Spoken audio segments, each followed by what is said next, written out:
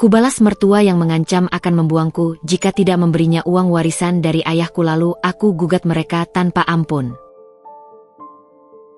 Halo Bunda, semoga Bunda semuanya dalam keadaan sehat dan bahagia ya.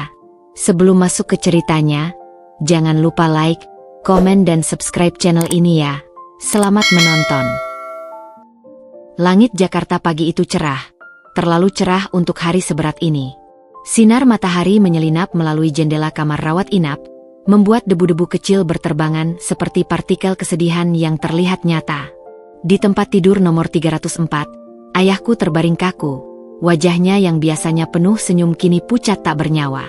Tangannya yang kasar karena puluhan tahun memindahkan karung beras, menimbun gula, dan merapikan kaleng-kaleng susu di tokonya, kini terasa dingin ketika kusentuh. Maafkan anakmu, yah, bisikku.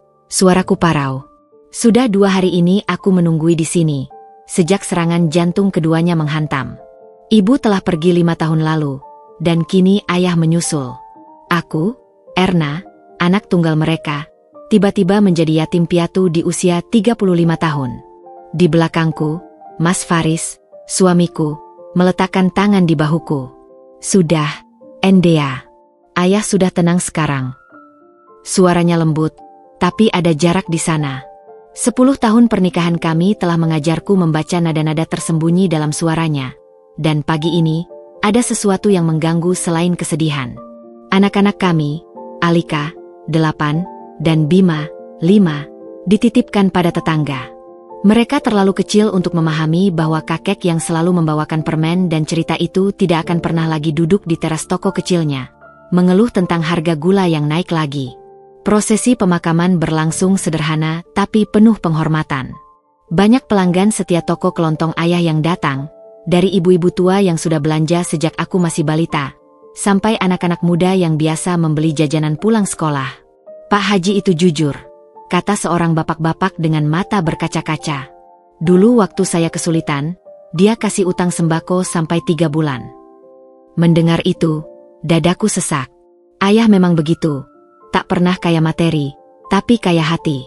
Tokonya tak pernah berkembang besar, tapi cukup menghidupi kami dengan sederhana, membiayai sekolahku sampai lulus D3 akuntansi, dan bahkan menyisihkan uang untuk haji bersama ibu dulu. 3 hari setelah tanah merah menutup peti mati ayah, kami duduk di ruang tamu rumah kami yang sederhana di kawasan Pesanggerahan. Surat-surat penting ayah terbentang di meja kayu yang sudah lapuk, sertifikat tanah seluas 500 meter persegi di daerah Cinere, peninggalan kakek yang dipertahankan ayah meski banyak tawaran menggiurkan, dan dokumen toko kelontong, sumber rejeki, yang sudah berdiri sejak 1985. Menurut notaris, total nilainya sekitar 2,5 miliar. Jelas Pak Bambang, notaris keluarga yang sudah sepuh. Tapi yang perlu diingat, Erna, ada pinjaman di bank untuk renovasi toko tahun lalu, sekitar 100 juta. Aku mengangguk, mencerna angka-angka yang terasa asing. Kami hidup sederhana. Gaji Faris sebagai staf di bank swasta cukup untuk bayar cicilan rumah, listrik, air, dan sekolah anak-anak. Penghasilanku dari warung kecil di depan rumah hanya untuk kebutuhan sehari-hari dan tabungan receh. 2,5 miliar? Itu angka yang tak bisa kubayangkan. Terima kasih, Pak Bambang, ucap Faris yang duduk di sampingku. Tangannya menggenggam tanganku erat, terlalu erat. Kami akan kelola dengan baik. Setelah Pak Bambang pergi, Faris menarik napas panjang. Kita harus bijak, Endea. Ini rejeki nomplok, tapi juga tanggung jawab besar. Aku menatapnya. Ada cahaya aneh di matanya yang biasanya kalem. Aku hanya ingin amankan pendidikan anak-anak, Mas. Lunasin hutang toko, lalu sisanya kita investasi yang aman. Tentu, katanya cepat. Tentu saja. Tapi esok harinya, langit cerah itu seolah membawa angin perubahan yang tak sepenuhnya kusukai. Ibu Murni, mertuaku, datang pukul 10 pagi persis saat aku sedang menyapu halaman. Biasanya, dia hanya datang pada hari-hari besar atau saat ada kebutuhan mendesak, yang biasanya berarti butuh bantuan finansial. Erna, sambutnya riang, membawa kardus berisi kue nastar buatan sendiri. Ibu bawa oleh-oleh. Terima kasih, Bu. Silakan masuk. Aku berusaha ramah, meski hati masih berat. Dia masuk, matanya langsung menyapu seluruh ruangan. Aku tahu dia sedang menilai. Sofa yang sudah bleber, cat dinding yang mengelupas di sudut, televisi tabung yang sudah jadul. Senyum tipis mengembang di bibirnya yang selalu dicat merah menyala. "Faris di kantor?" tanyanya sambil duduk di kursi terbaik. "Iya, Bu. Jam 5 baru pulang." "Dengar-dengar ayahmu meninggalkan warisan lumayan." Tiba-tiba dia masuk ke topik. Aku kaget. "Dari mana ibu tahu?" "Oh, dunia ini sempit, Nak. Teman ibu ada yang kenal sama notarisnya." Dia menyeringai. Ibu turut senang. "Kamu dan Faris bisa hidup lebih enak sekarang." "Sederhana saja, Bu. Yang penting cukup." Tapi ibu murni menggeleng. "Jangan salah, Erna. Uang banyak itu tanggung jawab besar. Kamu perempuan, tak biasa urus duit besar. Faris juga sibuk kerja." Dia maju sedikit, suaranya berubah jadi bisikan penuh konfidensi. "Kebetulan, ibu punya pengalaman. Dulu Bapak Faris, semoga Allah tempatkannya di surga, juga meninggalkan beberapa properti. Ibu yang kelola semuanya." Aku tahu itu kebohongan. Almarhum Bapak Faris hanya meninggalkan hutang kartu kredit dan motor tua. Tapi aku tak mau membantah. "Kamu serahkan saja pada ibu," lanjutnya dengan mata berbinar.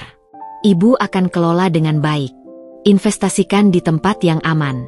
Nanti keuntungannya buat kalian juga." Hati kecilku berteriak menolak. Tapi lidahku berkata lain. "Saya pikirkan dulu, Bu. Masih banyak urusan yang perlu diselesaikan." Senyumnya sedikit memudar, tapi cepat kembali. "Baiklah, pikirkan matang-matang. Ingat, keluarga harus saling percaya." Sepanjang kunjungannya, dia terus bercerita tentang betapa suksesnya pengelolaannya dulu, tentang bisnis yang gagal karena dikelola orang tak berpengalaman, tentang pentingnya mendengarkan nasihat yang lebih tua. Saat dia akhirnya pergi, setelah hampir 2 jam, aku merasa lelah bukan main. Bukan fisik, tapi mental. Seperti baru bertarung diam-diam. Faris pulang malam itu dengan wajah lelah. "Ibu telepon tadi siang," katanya sambil melepas sepatu. "Dia bilang sudah bicara sama kamu." "Ya, dia mau kelola warisan ayah." Dia mendesis pelan. "Jangan dulu setuju, Endea. Tapi jangan langsung tolak juga. Ibu sensitif." "Dan aku tidak?" tanyaku, sedikit kesal. "Bukan begitu maksudku." Faris mendekat, mencoba memelukku. "Cuma, dia ibuku. Aku tak ingin konflik." Aku membiarkan pelukannya, tapi tubuhku kaku. Dalam diam, aku merasa sesuatu yang tak menyenangkan sedang mengendap di antara kami. Warisan yang seharusnya menjadi berkat, tiba-tiba terasa seperti batu yang akan menguji fondasi rumah tangga kami. Malam itu, sementara Faris sudah tidur lelap, aku berdiri di balkon kecil kamar kami. Jakarta malam hari masih ramai. Lampu-lampu kota berkelap-kelip seperti bintang buatan. Aku memandang langit, mencari bintang asli di antara polusi cahaya. "Ayah," bisikku pada angin malam. "Aku harus bagaimana?" Tapi hanya derum mobil dari jalan raya yang membalas. Warisan itu kini seperti pedang bermata dua. Di satu sisi, jaminan masa depan anak-anakku. Di sisi lain, sumber konflik yang tak terduga. Dan seperti senyuman ibu murni tadi siang, manis di luar, tapi terasa palsu sampai ke akar. Aku mulai merasa bahwa hidup kami yang tenang selama ini mungkin akan segera berakhir. Tekanan itu datang bagai gerimis yang mulai merembes pelan-pelan, basah dan dingin, tanpa bisa kulihat asalnya. Seminggu setelah kunjungan Ibu Murni yang ramah itu, hidupku mulai terasa seperti sedang diawasi. Warung kecil di depan rumah kami yang biasa ku kelola dengan santai, tempat ibu-ibu kompleks membeli telur dadar saat kehabisan minyak, atau anak-anak sekolah membeli permen dengan uang jajan receh, kini sering dikunjungi oleh tamu tak diundang. "Lagi ngitung untung, Erna?" Ibu Murni muncul tiba-tiba suatu Rabu sore, saat aku sedang menghitung uang receh dari penjualan hari itu. Aku hampir menjatuhkan kalkulator tua. "Ibu, dari mana?" "Oh, lewat saja. Mau ke rumah Fitri," katanya sambil mengamati warungku dengan mata tajam. Fitri adalah kakak tertua Faris, tinggal di kompleks yang sama, 3 blok dari sini. Dia mengambil sebotol air mineral tanpa meminta izin, membukanya, dan meneguk setengah botol sekaligus. Masih juga jualan air mineral 1000-an? Padahal sudah punya warisan lumayan. Warung ini juga penghasilan, Bu. Biar anak-anak belajar mandiri, jawabku, berusaha tetap sopan. Ibu Murni mengeluarkan suara, yang panjang, penuh makna. Kalau ibu jadi kamu, warung seperti ini sudah ditutup. Malu dilihat orang. Suamimu kerja di bank, istri jualan gorengan. Perkataan itu seperti silet menyayat kulit. Selama ini, Faris tak pernah mempermasalahkan usahaku. Malah dia bangga bisa membeli sepeda baru untuk Bima dari keuntungan warung ini bulan lalu. Tiap orang punya cara sendiri, Bu, kataku, menjaga suara tetap datar. Dia tersenyum, tapi matanya tetap dingin. Ibu hanya kasihan melihatmu repot-repot. Nanti juga kulit jadi hitam, tangan kasar. Faris kan butuh istri yang bisa dibanggakan. Setelah dia pergi, dengan membawa botol air mineral yang belum dibayar, aku duduk lama di bangku kayu warungku. Tanganku yang memang sudah sedikit kasar karena mencuci piring dan mengupas bawang tiba-tiba terasa sangat kotor.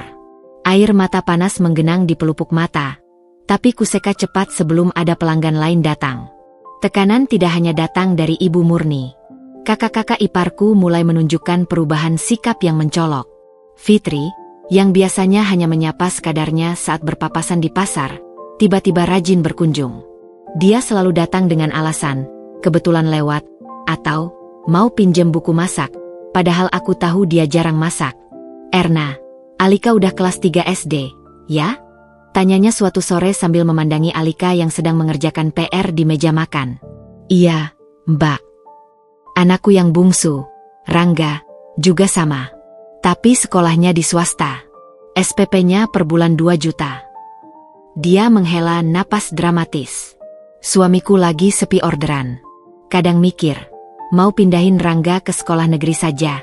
Kasihan sih, dia sudah nyaman dengan teman-temannya. Aku hanya mengangguk, tak yakin harus merespons apa. Tapi Fitri terus melanjutkan. Tapi ya udahlah. Mungkin rejeki setiap orang beda-beda. Kamu beruntung dapat warisan. Anak-anakmu enak, gak perlu khawatir soal sekolah. Adi, kakak ipar yang lain, lebih halus caranya. Suatu malam saat Faris mengajaknya nonton bola di rumah kami, dia berbicara soal investasi. Lu tahu nggak, Far? Temen gue baru aja rugi 200 juta. Investasi emas tapi ketipu, ceritanya sambil meneguk bir. Orang sekarang, lihat duit banyak langsung mata merah. Harus hati-hati. Matanya beralih padaku yang sedang menyajikan kacang rebus. Erna, lu sudah punya penasihat keuangan belum? Soalnya duit banyak gitu, kalau salah kelola, bisa habis dalam setahun. Faris yang biasanya cuek dalam urusan keuangan, tiba-tiba terlihat tertarik. Iya ya, Endea, mungkin kita perlu konsultan. Kita belum juga terima warisannya secara penuh. Mas, ingatkanku, masih proses administrasi. Tapi lebih baik siap dari awal, sahut Adi cepat. Gue kenal konsultan keuangan bagus. Tarifnya lumayan sih, tapi worth it. Aku tersenyum tipis. Nanti kita pikirkan, Bang. Tapi di balik senyuman itu, hati kecilku sudah mulai waspada. Polanya semakin jelas. Mereka menganggap warisan ayah sebagai sumber daya yang harus diamankan dari diriku. Puncak dari semua tekanan halus itu terjadi 2 minggu kemudian. Malam itu, setelah anak-anak tidur, Faris duduk di sofa dengan wajah serius. Dia memegang secangkir teh yang sudah dingin. Endea, kita perlu bicara. Jantungku berdebar. Suaranya datar, berbeda dengan nada biasanya. Ada apa, Mas? Ibu minta kita besok datang ke rumahnya. Bawa semua surat-surat tanah dan toko. Untuk apa? Tanyaku, sudah bisa menebak jawabannya. Dia menghindari pandanganku, fokus pada cangkir di tangannya. Katanya mau bantu urus perizinan. Biar lebih aman. Ibu bilang, kalau tanah belum diurus izin pengalihan hak, bisa bermasalah nanti. Tapi Pak Bambang sudah urus semua. Bantahku. Notaris ayah dulu juga. Pak Bambang sudah tua. Mungkin ada yang terlewat. Faris akhirnya menatapku. Matanya penuh konflik, antara keinginan untuk membelaku dan takut mengecewakan ibunya. Ayo saja, Endea. Biar ibu tenang. Kita juga bisa tunjukkan bahwa kita terbuka. Terbuka atau dituntut menyerahkan? Tanyaku, suaraku lebih tajam dari yang kumaksud. Faris berdiri, wajahnya memerah. Kenapa kamu selalu curiga pada keluargaku? Ibu cuma mau bantu. Aku tidak curiga, Mas. Tapi aku punya hak untuk bertanya. Ini warisan ayahku, untuk masa depan anak-anak kita. Bukan untuk dibagi-bagi dengan keluarga besar. Pertengkaran pertama kami soal warisan itu berlangsung panas. Faris mengulangi bahwa ibunya hanya berniat baik.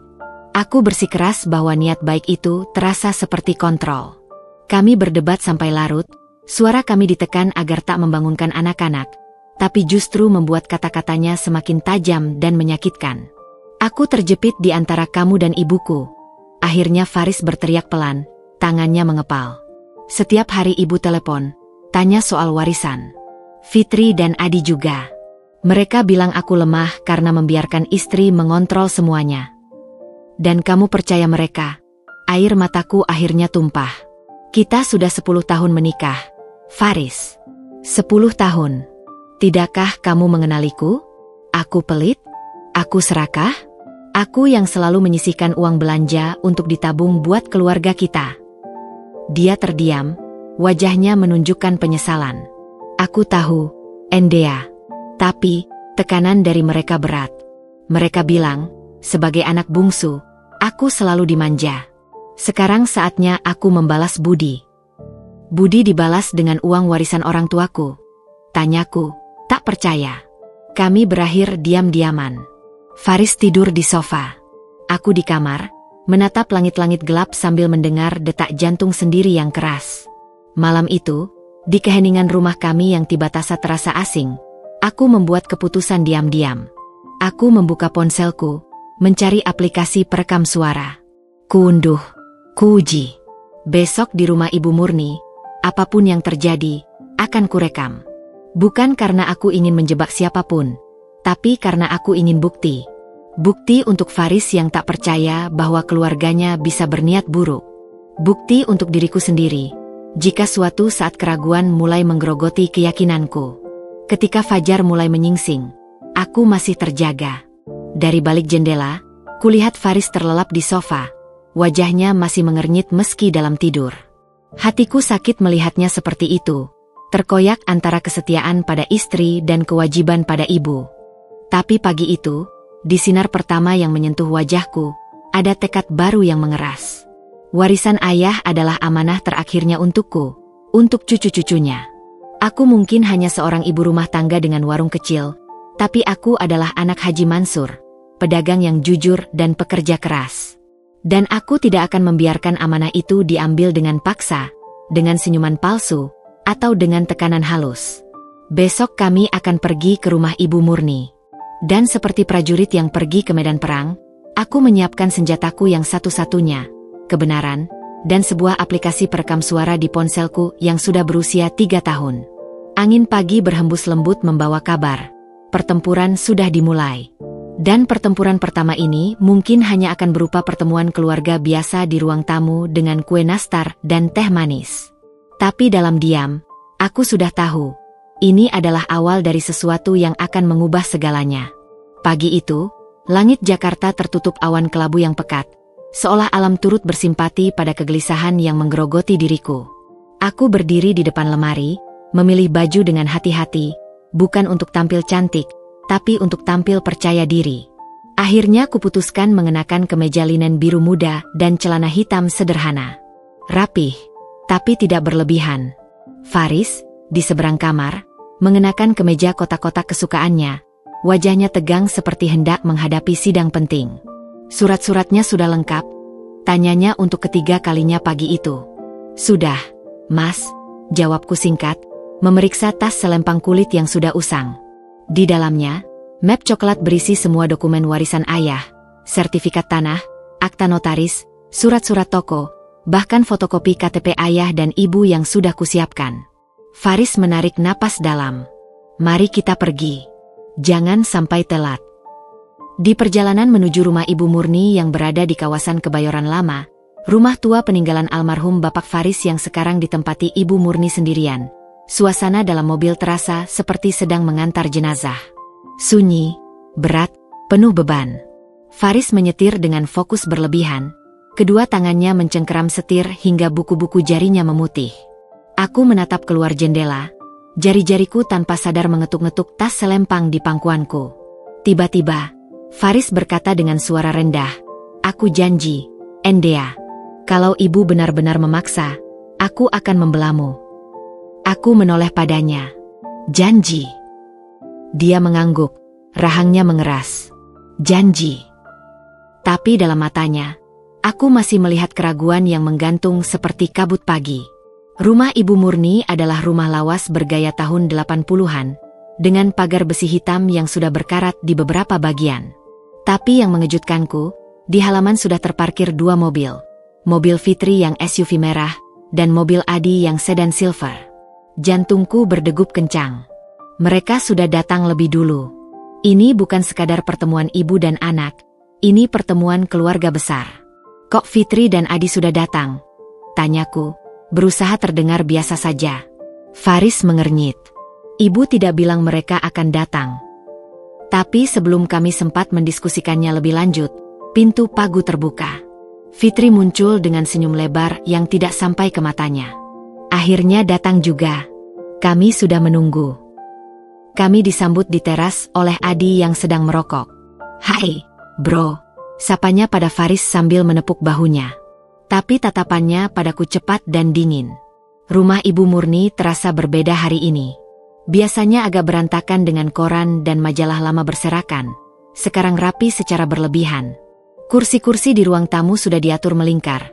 Di tengahnya meja rendah dengan nampan berisi gelas-gelas air mineral dan piring kue nastar yang sama dengan yang dibawa Ibu Murni ke rumahku dulu. Yang paling membuatku terkejut adalah kehadiran seorang pria parubaya dengan kemeja lengan panjang dan kacamata tebal yang duduk di samping Ibu Murni. Aku tidak mengenalnya. "Erna, Faris, silakan duduk," sambut Ibu Murni dengan suara merdu yang tidak wajar. Dia mengenakan kebaya baru dengan motif emas, rambutnya disanggul rapi. "Ini Mas Hendra, suaminya Fitri. Dia notaris." Hendra mengangguk formal. "Selamat pagi." Aku membalas anggukannya sambil perlahan duduk di kursi yang disediakan. Faris duduk di sampingku, tubuhnya kaku. Aku meletakkan tas di pangkuanku, jari-jariku dengan cepat membuka aplikasi perekam suara di ponsel yang kusimpan di saku celana. Satu ketukan, dan lampu indikator kecil menyala, tidak terlihat oleh orang lain. "Ibu undang kalian semua hari ini karena ada hal penting yang perlu kita bicarakan sebagai keluarga," buka Ibu Murni, tangannya melipat di atas pangkuannya dengan anggun. "Tentang warisan Erna." Langit di luar semakin gelap, dan kilat jauh menyambar di kejauhan. Pertanda hujan. "Sebagai keluarga, kita harus saling membantu," lanjut Ibu Murni, matanya berpindah dari Faris ke aku. "Erna, ibu tahu kamu anak baik, tapi urusan properti dan uang besar itu rumit. Kamu tidak punya pengalaman." Fitri menyela dengan nada manis yang palsu. "Betul, Bu. Dulu waktu Papa meninggalkan rumah ini, Ibu saja sempat dibohongi maklar nakal. Apalagi Erna yang..." Dia berhenti, tersenyum kecil. "Yang fokusnya lebih ke urusan rumah tangga." Sakit. Tapi ku tetap diam. Adi mengangguk-angguk, mengambil sepotong kue. "Gue setuju. Investasi sekarang banyak jebakannya. Lu perlu tim yang bisa dipercaya." Ibu Murni menghela napas, pura-pura khawatir. "Makanya ibu pikir, lebih baik kita urus bersama-sama. Sebagai keluarga." Dia mengeluarkan selembar kertas dari balik bantal kursinya. "Ini surat kuasa. Hendra yang buatkan." Hendra bersikap seolah-olah ini normal saja. Secara hukum, Erna bisa memberikan kuasa pengelolaan pada Ibu Murni sebagai keluarga terdekat. Lebih aman, lebih terstruktur. Aku mengambil kertas itu. Surat kuasa itu sangat luas, memberikan hak kepada Ibu Murni untuk mengelola, menjual, bahkan mengalihkan hak atas tanah dan toko warisan ayahku. Tangan gemetar membacanya. Maaf, Ibu, suaraku terdengar lebih tegas dari yang kuduga. Ini terlalu luas. Saya tidak bisa menandatanganinya. Suasana ruangan berubah seketika. Senyum di wajah Ibu Murni menghilang. Kenapa tidak? Apa kamu tidak percaya pada mertuamu sendiri? Suaranya mulai meninggi. Ini bukan soal percaya atau tidak, Bu. Ini warisan dari orang tua saya. Ayah saya berpesan untuk masa depan anak-anak saya. Faris menyentuh lenganku, berusaha menenangkan. Tapi aku bisa merasakan telapak tangannya berkeringat. Fitri mendesis. Kok jadi dramatis sekali? Erna? Kita kan keluarga. Apa salahnya ibu bantu? Bantu atau mengambil alih? Tanyaku, menatap Ibu Murni langsung. Ibu Murni berdiri, wajahnya memerah. Kamu berani menuduh ibu? Setelah 10 tahun ibu terima kamu sebagai menantu, dengan latar belakangmu yang biasa saja. Faris akhirnya angkat bicara. Bu, jangan begitu. Diam, Faris. Lihatlah istrimu. Serakah. Hanya memikirkan diri sendiri. Ibu Murni menunjukku dengan jari yang gemetar. Kamu pikir kamu siapa? Cuma anak pedagang kecil yang beruntung menikah dengan anak kami. Kalau bukan karena Faris, kamu masih jualan di warung orang tuamu. Setiap kata seperti pukulan palu godam. Faris terlihat tercengang, seperti baru pertama kali melihat sisi lain ibunya. Tapi Ibu Murni belum selesai. Dia menghampiriku, berdiri tepat di depanku. Tanda tangani surat kuasa itu, Erna. Atau kau akan kusuruh Faris menceraikanmu. Kau pikir dia akan memilihmu atau ibunya yang melahirkannya, membesarkannya? Faris berdiri dengan cepat. Bu, itu keterlaluan. Uji saja, Faris, teriak Ibu Murni, matanya melotot. Pilih dia atau ibu. Kalau pilih dia, kamu bukan lagi anakku. Ruangan senyap sejenak. Hujan mulai turun di luar, memecah kesunyian dengan derasnya. Aku melihat Faris, wajahnya pucat, matanya bolak-balik antara aku dan ibunya. Dia seperti anak kecil yang tersesat. Adi akhirnya angkat bicara dengan nada merendahkan. Sudah, Erna, tanda tangani saja. Buat apa ribut? Kan nanti juga untuk keluarga. Fitri menambahkan, ibu hanya ingin yang terbaik. Kamu kok tidak bisa menerima kebaikan hati? Aku mengambil napas dalam-dalam. Ponsel di saku celana terasa panas, seolah mengingatkanku bahwa setiap kata terekam. Aku berdiri, menghadapi Ibu Murni. Baik, Ibu, kataku dengan suara yang anehnya sangat tenang. Saya akan berikan yang Ibu mau. Senyum kemenangan merekah di wajah Ibu Murni.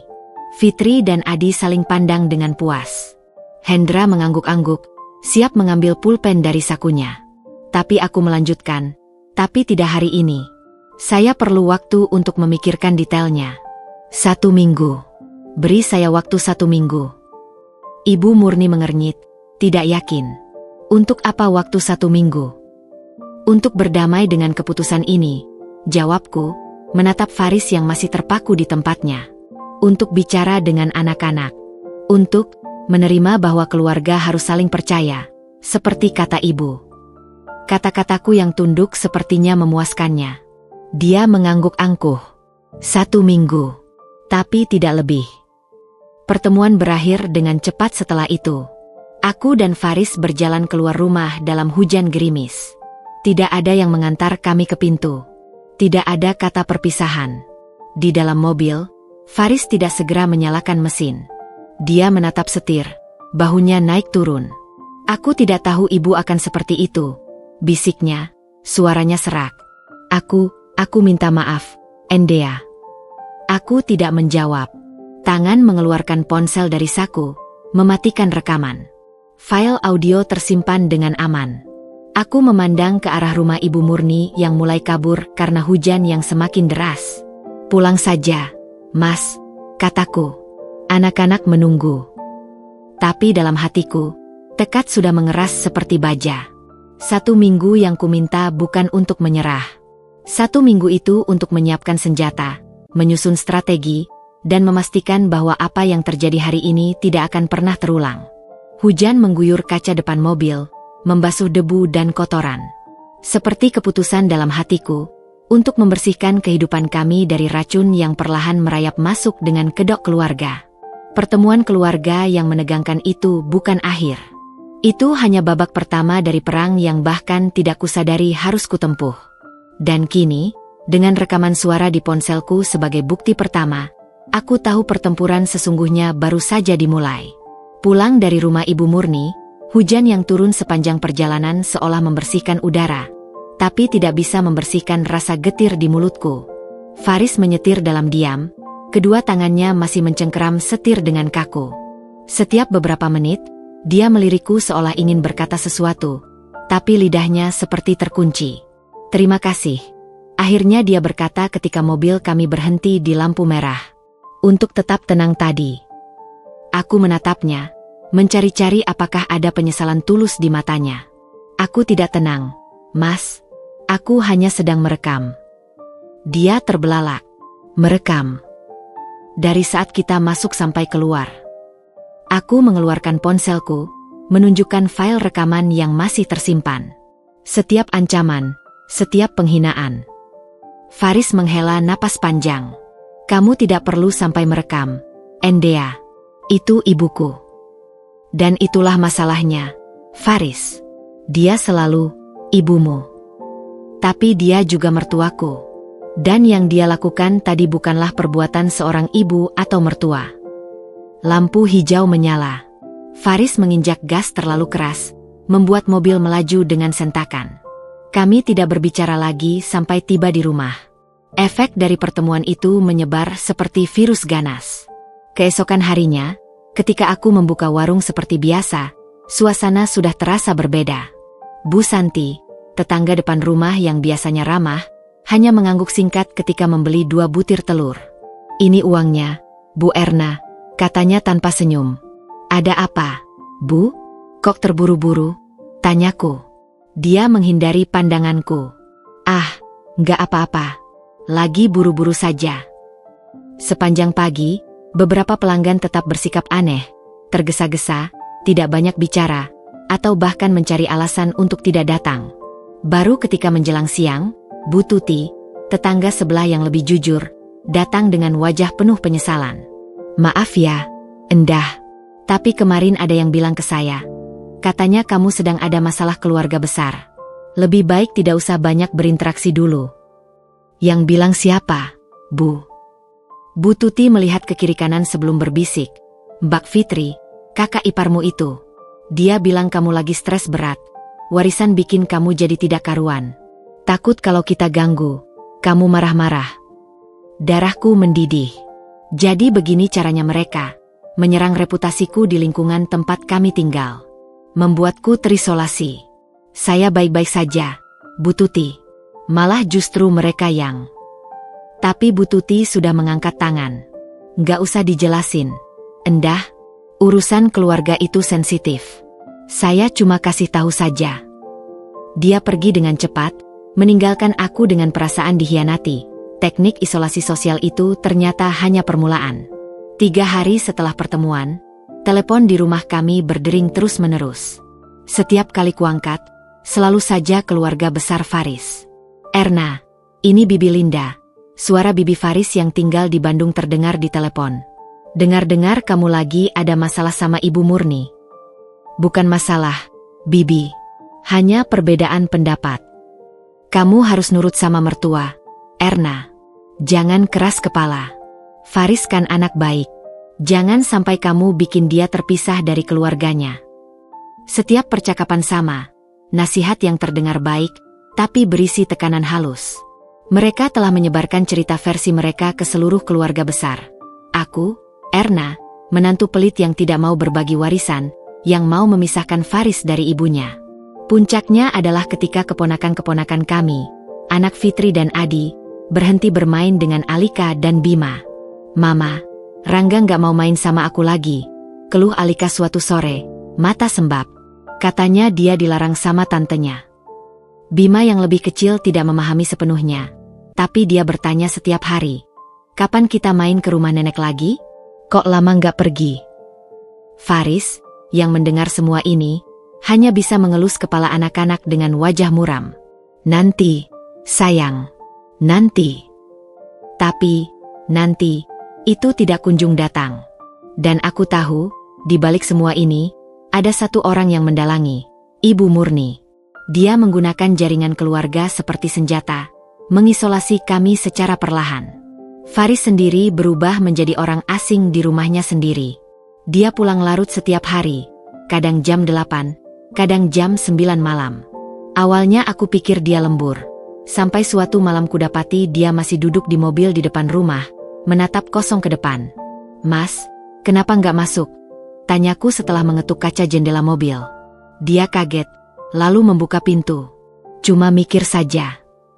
Sudah makan? Dengan klien tadi. Tapi napasnya tidak berbau makanan, dan matanya lelah dengan cara yang berbeda dari kelelahan kerja biasa. Malam itu, setelah anak-anak tidur, aku menyajikan teh untuk kami berdua di meja makan. Kamu kemana saja akhir-akhir ini, Mas? Dia menunduk, mengaduk-aduk tehnya. Kadang nongkrong sama Adi, kadang cuma muter-muter. Kenapa nggak pulang langsung? Rumah terasa sesak. Akunya pelan. Setiap kali pulang, aku ingat pertemuan di rumah ibu. Ingat wajahmu yang kecewa. Ingat pilihan yang ibu berikan. Aku tidak memaksamu memilih, Faris. Tapi kamu mengharapkan aku membelamu. Balasnya, suaranya mulai meninggi. Dan ibu mengharapkan aku memilihnya. Aku terjepit di antara kalian. Kamu tidak terjepit, kataku, berusaha tetap tenang. Kamu hanya perlu jujur pada dirimu sendiri. Apa yang ibu lakukan itu benar. Dia berdiri, mendorong kursinya hingga berdecit. Dia ibuku, Endea. Apapun yang dilakukannya, dia tetap ibuku yang membesarkanku sendirian setelah bapak meninggal. Aku tahu. Tapi apakah karena dia ibumu, dia berhak mengancam akan menceraikan kita? Berhak memaksa mengambil warisan orang tuaku? Pertengkaran kami malam itu berakhir seperti biasa, dengan Faris mengunci diri di kamar mandi lama, dan aku menangis di dapur sambil memandangi foto pernikahan kami yang tersimpan di lemari es. Dalam foto itu, kami tersenyum lepas. Ibu Murni berdiri di sampingku dengan senyuman yang dulu kukira tulus. Isolasi tidak hanya datang dari luar. Di dalam rumah kami sendiri, sebuah dinding tak terlihat mulai tumbuh. Faris dan aku mulai hidup seperti rekan sekamar yang sopan tapi tidak akrab. Dia bertanya tentang anak-anak, tentang tagihan yang perlu dibayar, tentang rencana akhir pekan, tapi tidak pernah tentang perasaanku, tentang tekanan yang kualami, tentang rekaman suara yang masih tersimpan di ponselku. Aku sendiri mulai menyimpan rahasia.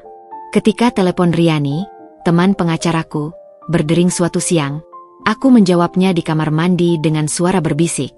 Bagaimana, Erna? Sudah diputuskan? Tanya Riani. Aku akan menggugat, jawabku tegas. Tapi belum sekarang. Aku masih perlu mengumpulkan bukti lebih banyak. Pintar. Rekaman suara itu bagus, tapi kita butuh lebih. Saksi, mungkin bukti tertulis. Fitri dan Adi mengirimi pesan ancaman halus melalui WhatsApp, bisikku. Aku screenshot semuanya. Bagus. Simpan baik-baik. Dan Erna, jangan beritahu siapapun, termasuk Faris. Tidak sekarang. Nasihat itu menyakitkan, tapi aku tahu Riani benar. Faris masih terjebak dalam konflik loyalitas. Dia mungkin tidak sengaja membocorkan rencanaku pada keluarganya. Maka aku mulai hidup dalam dua dunia. Di satu sisi, aku adalah Erna yang biasa, ibu rumah tangga yang mengelola warung dan mengurus anak-anak.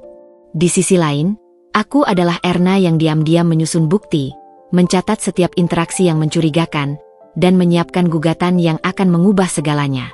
Puncak dari perang dingin ini terjadi di hari ke-6 setelah pertemuan, sehari sebelum batas waktu 1 minggu yang kuminta. Pagi itu, Fitri datang tanpa pemberitahuan. Wajahnya tidak lagi berpura-pura ramah. Besok sudah seminggu, Erna, katanya langsung, tanpa basa-basi. Ibu minta kamu dan Faris datang jam 10 pagi. Bawa surat kuasa yang sudah ditandatangani. Aku menghela napas. Faris di kantor. Saya belum bicara detail dengannya. Sudah, jangan cari alasan. Matanya menyipit. Kamu tahu, keluarga besar sudah membicarakanmu. Kalau kamu tidak nurut, kamu akan dikucilkan. Permanen. Apakah itu ancaman, Mbak? Dia menyebutnya konsekuensi, sahut Fitri dingin. Kami sudah sepakat, kalau kamu tetap keras kepala, kami semua akan memutuskan hubungan dengan Faris juga. Dia akan kehilangan keluarganya karena pilihanmu. Setelah Fitri pergi, aku duduk di teras, tubuh gemetar. Ini bukan lagi sekadar warisan. Ini pemerasan psikologis dengan menggunakan ikatan keluarga sebagai senjata. Ketika Faris pulang malam itu, kuceritakan kunjungan Fitri. Wajahnya pucat. Mereka tidak akan benar-benar melakukannya, katanya, tapi suaranya tidak yakin. Apa kamu yakin? Dia tidak menjawab, hanya masuk ke dalam rumah dengan langkah berat. Malam terakhir sebelum batas waktu, aku tidak bisa tidur. Aku berjalan ke kamar anak-anak, memandangi Alika dan Bima yang tidur pulas.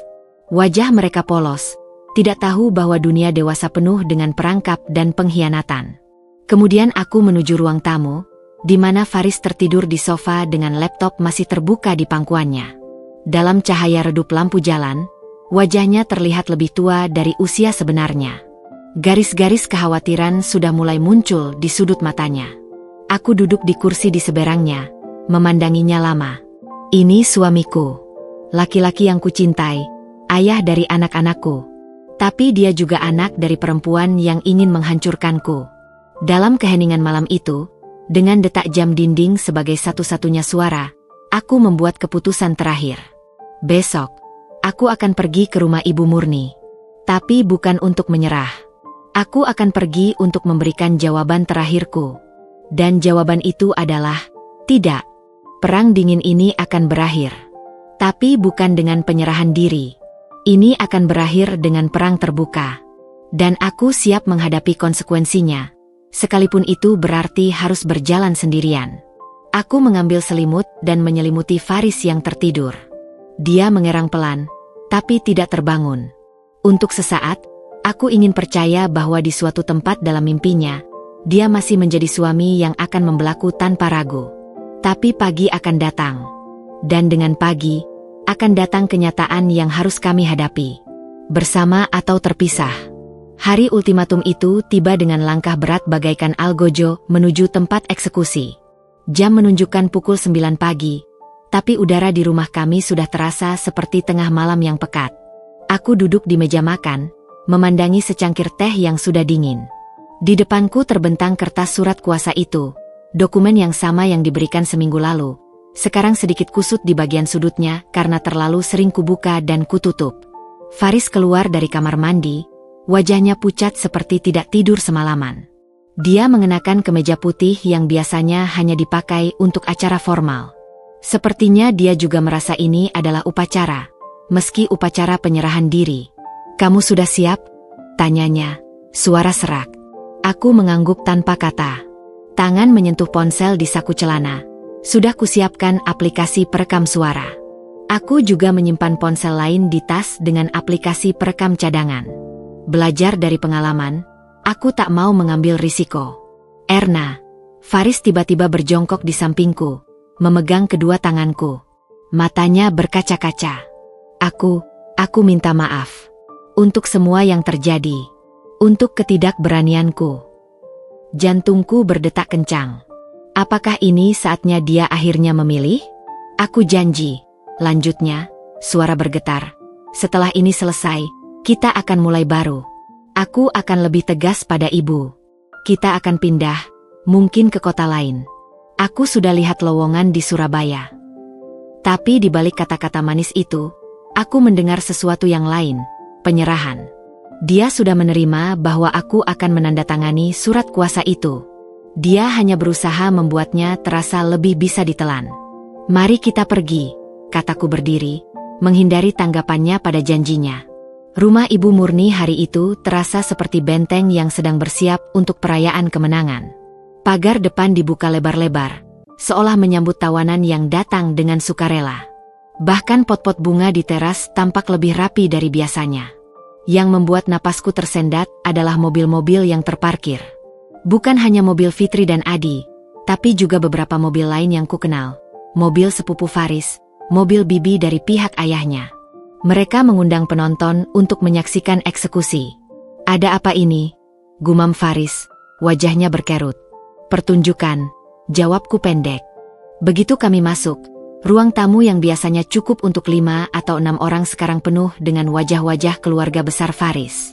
Ada sekitar 15 orang duduk melingkar, dengan Ibu Murni di posisi utama seperti ratu di atas singgasananya. Fitri dan Adi duduk di samping kanan kirinya. Di sebelah Ibu Murni, Hendra sang notaris, atau lebih tepatnya, notaris gadungan suami Fitri, duduk dengan tas kerja di pangkuannya. "Silakan duduk," sambut Ibu Murni dengan senyum tipis. Dia mengenakan kebaya yang lebih mewah dari minggu lalu, dengan bros emas di dada. Rambutnya disanggul tinggi, membuatnya terlihat lebih berwibawa dan lebih menakutkan. Tidak ada kursi kosong. Kami harus mengambil 2 kursi dari ruang makan yang ditempatkan di pinggiran lingkaran, seperti orang yang diadili di pengadilan rakyat. "Kami kumpulkan keluarga hari ini," mulai Ibu Murni dengan suara lantang, "karena ada masalah yang perlu diselesaikan dengan bijak. Sebagai keluarga, kita harus kompak." Beberapa anggota keluarga lain mengangguk-angguk. Aku mengenali beberapa dari mereka. Bibi Yuni yang selalu ingin ikut campur urusan orang, Paman Budi yang suka meminjam uang dan tidak pernah mengembalikan, sepupu Rian yang bekerja sebagai makelar properti. "Erna sudah memikirkan tawaran kita selama seminggu," lanjut Ibu Murni, matanya menatapku tajam. "Dan hari ini, dia akan memberikan jawabannya." Semua mata tertuju padaku. Faris di sampingku seperti ingin menyusut, tubuhnya menciut di kursi. "Sebelum saya berikan jawaban," kataku, suara terdengar jelas meski jantung berdebar kencang, "saya ingin bertanya pada ibu dan keluarga. Apa yang akan dilakukan dengan tanah dan toko warisan ayah saya?" Ibu Murni terkejut dengan pertanyaanku, tapi cepat pulih. "Kami akan kelola dengan profesional. Jual sebagian, investasi sebagian. Keuntungannya untuk kebutuhan keluarga." "Keluarga yang mana?" tanyaku. "Keluarga saya dengan Faris dan anak-anak? Atau keluarga besar di ruangan ini?" Suasana mendadak tegang. Fitri melotot. "Kamu kok mencurigai terus, Erna? Kan sudah bilang, untuk keluarga." Tapi dalam surat kuasa ini, aku mengangkat dokumen itu, tidak ada satupun klausul yang menyebutkan pembagian keuntungan untuk keluarga saya. Yang ada hanya pemberian kuasa penuh pada Ibu Murni. Hendra tersentak. Itu nanti bisa dibuatkan adendum." "Jadi ibu mau saya menandatangani dokumen yang belum lengkap? Dokumen yang memberi ibu hak penuh atas aset saya, tanpa ada jaminan untuk saya dan anak-anak?" Ruangan senyap. Beberapa anggota keluarga mulai terlihat tidak nyaman. Paman Budi menggeser kursinya, Bibi Yuni menghindari tatapanku. Ibu Murni berdiri, wajahnya memerah marah. "Cukup. Sudah seminggu ibu bersabar dengan sikapmu. Hari ini kamu akan menandatangani surat itu, atau menghadapi konsekuensinya." "Konsekuensi seperti apa, Ibu?" tanyaku, tetap duduk. Disaku, jempolku menekan tombol rekaman dengan mantap. "Faris." Ibu Murni berbalik pada anak bungsunya. "Katakan pada istrimu, pilih dia atau keluargamu." Faris terlihat seperti rusa yang disorot lampu mobil. Mulutnya terbuka, tapi tidak ada suara keluar. "Faris, ingat janjimu pada ibu," desis Fitri dari samping. "Kamu berjanji akan membujuknya. Dan ingat konsekuensinya," tambah Adi dengan nada mengancam. "Kamu akan kehilangan kami semua." Teriakan-teriakannya datang dari berbagai penjuru ruangan. "Jangan durhaka pada ibumu, Faris. Dengar kata ibumu. Istri bisa dicari, ibu hanya satu." Faris menutup wajahnya dengan kedua tangan. Bahunya gemetar. Aku ingin menyentuhnya, tapi tahu itu tidak akan membantu. Dia harus membuat pilihan ini sendiri. Saya, suaranya parau. Ibu Murni melangkah mendekat, berdiri tepat di depan kami. "Faris, lihat ibu. Ibu yang melahirkanmu. Ibu yang membesarkanmu sendirian setelah bapakmu meninggal. Ibu yang menjual perhiasan satu-satunya untuk biayai kuliahmu. Sekarang ibu minta satu hal ini. Satu hal kecil. Itu tidak adil. Dia menggunakan sejarah, pengorbanan, dan ikatan emosional sebagai senjata. Dan kamu, Erna, Ibu murni kini menatapku, matanya seperti ular yang siap menerkam. Kamu pikir kamu siapa?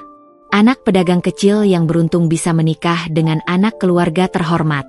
Tanpa Faris. Kamu apa? Janda miskin dengan warung kopi. Setiap kata seperti pisau. Tapi anehnya, semakin dia menghina, semakin tenang diriku. Karena setiap kata itu terekam. Dan semakin keji kata-katanya, semakin kuat bukti yang kukumpulkan. Tanda tangani, teriak Ibu Murni sekarang, melemparkan pulpen ke arahku. Atau Faris akan menceraikanmu. Dan kau akan kehilangan segalanya. Anak-anakmu akan kami ambil. Kau pikir pengadilan akan berpihak pada perempuan tak berpendidikan seperti kamu? Itu adalah ancaman langsung. Ancaman untuk mengambil anak-anakku. Dan itu adalah batas terakhir. Aku berdiri, menghadapinya. Ibu akan mengambil anak-anak saya. Anak-anak itu cucu saya. Darah saya. Bukan darah pedagang kopi seperti keluargamu. Cukup, teriak Faris tiba-tiba, berdiri dengan wajah basah oleh air mata. Ibu, cukup. Jangan ganggu anak-anak. Tapi Ibu Murni sudah kehilangan kendali. Kau membela istrimu, Faris? Kau pilih dia? Kalau begitu, keluar dari rumah ini. Dan jangan pernah kembali. Kau bukan lagi anakku. Kalimat itu menggantung di udara seperti racun. Faris terpana, seperti baru saja ditampar. Aku menarik napas dalam. Inilah saatnya. Baik, Ibu, kataku dengan suara yang tiba-tiba sangat tenang, sangat jernih. Saya akan berikan yang Ibu mau. Senyum kemenangan muncul di wajah Ibu Murni. Fitri dan Adi saling pandang dengan puas. Beberapa anggota keluarga lainnya menghela napas lega, seolah drama yang tidak nyaman ini akhirnya selesai. Hendra segera mengeluarkan dokumen dari tasnya, membuka halaman terakhir. Tanda tangan di sini, Erna. Dan di sini juga. Serta cap jempol. Aku mengambil pulpen. Faris menatapku dengan mata penuh pertanyaan, campuran kecewa dan lega. Tapi aku tidak menunduk untuk menandatangani. Sebaliknya, aku melipat dokumen itu dengan hati-hati, lalu memasukkannya ke dalam tas. Apa yang kau lakukan? Tanya Ibu Murni, senyumnya menghilang. Saya bilang akan memberikan yang Ibu mau. Jawabku, menatapnya langsung. Tapi bukan dengan cara Ibu. Aku mengeluarkan ponsel dari saku, menekan tombol berhenti merekam. Yang Ibu mau adalah rekaman suara ini. Bukti bahwa Ibu mengancam akan mengambil anak-anak saya. Bukti bahwa Ibu memaksa saya menandatangani dokumen di bawah ancaman. Bukti bahwa Ibu menyuruh Faris menceraikan saya. Ruangan meledak dalam kekacauan. Ibu Murni terhuyung mundur. Wajahnya pucat mendadak. Fitri berteriak, "Kamu merekam." Dan tidak hanya rekaman ini, lanjutku, suara tetap tenang meski seluruh tubuhku gemetar. Saya juga punya screenshot pesan-pesan ancaman dari Fitri dan Adi. Saya punya saksi tetangga yang mendengar Fitri menyebarkan fitnah tentang saya. Dan sekarang, saya punya 15 saksi di ruangan ini yang mendengar sendiri ancaman Ibu Murni. Beberapa anggota keluarga mulai berdiri, berusaha keluar. Kami tidak tahu apa-apa, protes Bibi Yuni. Tapi kalian diam saja ketika Ibu Murni mengancam akan mengambil anak saya. Itu membuat kalian komplotan. Faris menatapku dengan mata bulat, seperti baru pertama kali melihatku. Erna, kau. Kita pergi, Faris, kataku, mengambil tangannya yang dingin. Kita sudah mendapatkan apa yang kita butuhkan. Jangan biarkan dia pergi, teriak Ibu Murni, tapi suaranya sudah kehilangan wibawa, terdengar seperti ratu yang terguling dari tahta. Adi mencoba menghalangi jalan kami, tapi Faris tiba-tiba menguat. Minggir, kakak, atau aku akan lakukan sesuatu yang kita semua sesali. Kata-kata itu, disampaikan dengan suara rendah tapi berbahaya, membuat Adi melangkah mundur. Kami berjalan keluar ruangan, meninggalkan keheningan yang pecah di belakang kami. Di teras, aku menarik napas dalam-dalam. Udara terasa lebih segar, meski masih sama dengan udara yang tadi kami hirup di dalam. Di mobil, Faris tidak segera menyetir. Dia menatapku lama. "Kau sudah merencanakan ini sejak seminggu lalu," katanya, bukan sebagai pertanyaan. Aku mengangguk. Aku tidak punya pilihan lain. "Dan kau tidak memberitahuku." "Aku tidak bisa mengambil risiko, Faris." "Kau masih..." Aku berhenti, mencari kata yang tepat. "Kau masih terlalu dekat dengan mereka." Dia mengangguk pelan, menerima kebenaran itu. "Rekaman itu, kau akan gunakan untuk apa?" "Untuk melindungi kita. Melindungi anak-anak kita." Aku menatapnya. "Aku akan menggugat mereka, Faris. Untuk pemerasan, ancaman, dan pencemaran nama baik. Dan kau harus memilih, di pihak mana kau akan berdiri." Mobil mulai bergerak, meninggalkan rumah yang tadi menjadi tempat penghakiman. Tapi kali ini, kami bukan lagi tahanan yang dihukum. Kami adalah orang bebas yang baru saja menyatakan perang. Ultimatum mereka berbalik menjadi ultimatumku. Dan sekarang, dengan bukti di tangan, aku yang memegang kendali. Pertempuran mungkin baru saja dimulai, tapi setidaknya sekarang aku punya senjata. Dan yang terpenting, aku punya keberanian untuk menggunakannya. Mobil kami meluncur di jalanan Jakarta yang mulai padat menjelang siang. Tapi dalam kabin, waktu seolah berhenti. Jarak antara rumah Ibu Murni dengan kantor Riani hanya 20 menit. Tapi rasanya seperti perjalanan melintasi benua. Faris menyetir dengan tangan kaku. Matanya sesekali melirikku di kursi penumpang seperti melihat orang asing. "Kamu benar-benar akan menggugat mereka?" tanyanya untuk ketiga kalinya sejak kami meninggalkan rumah ibunya. "Aku sudah bilang, Mas, mereka tidak memberi pilihan lain. Tapi, mereka keluarga." Kalimat itu lagi. Keluarga. Kata yang seharusnya berarti kehangatan, perlindungan, cinta tanpa syarat. Tapi bagi mereka, kata itu berarti hak milik, kendali, dan pengorbanan sepihak. "Keluarga tidak mengancam akan mengambil anak-anak kita," jawabku, suara datar. "Keluarga tidak memeras dengan senyuman. Keluarga tidak menggunakan ikatan darah sebagai senjata." Faris diam. Tapi kali ini, diamnya terasa berbeda. Tidak lagi diam pasif yang penuh keraguan, tapi diam yang berpikir, yang mencerna. Mungkin untuk pertama kalinya, dia benar-benar melihat kenyataan tanpa filter. Dia ibuku. Kantor Riani terletak di lantai 3 sebuah ruko di kawasan Gatot Subroto. Sederhana, tapi rapi. Riani sendiri sudah menungguku. Kami janjian melalui pesan singkat saat masih di rumah Ibu Murni tadi.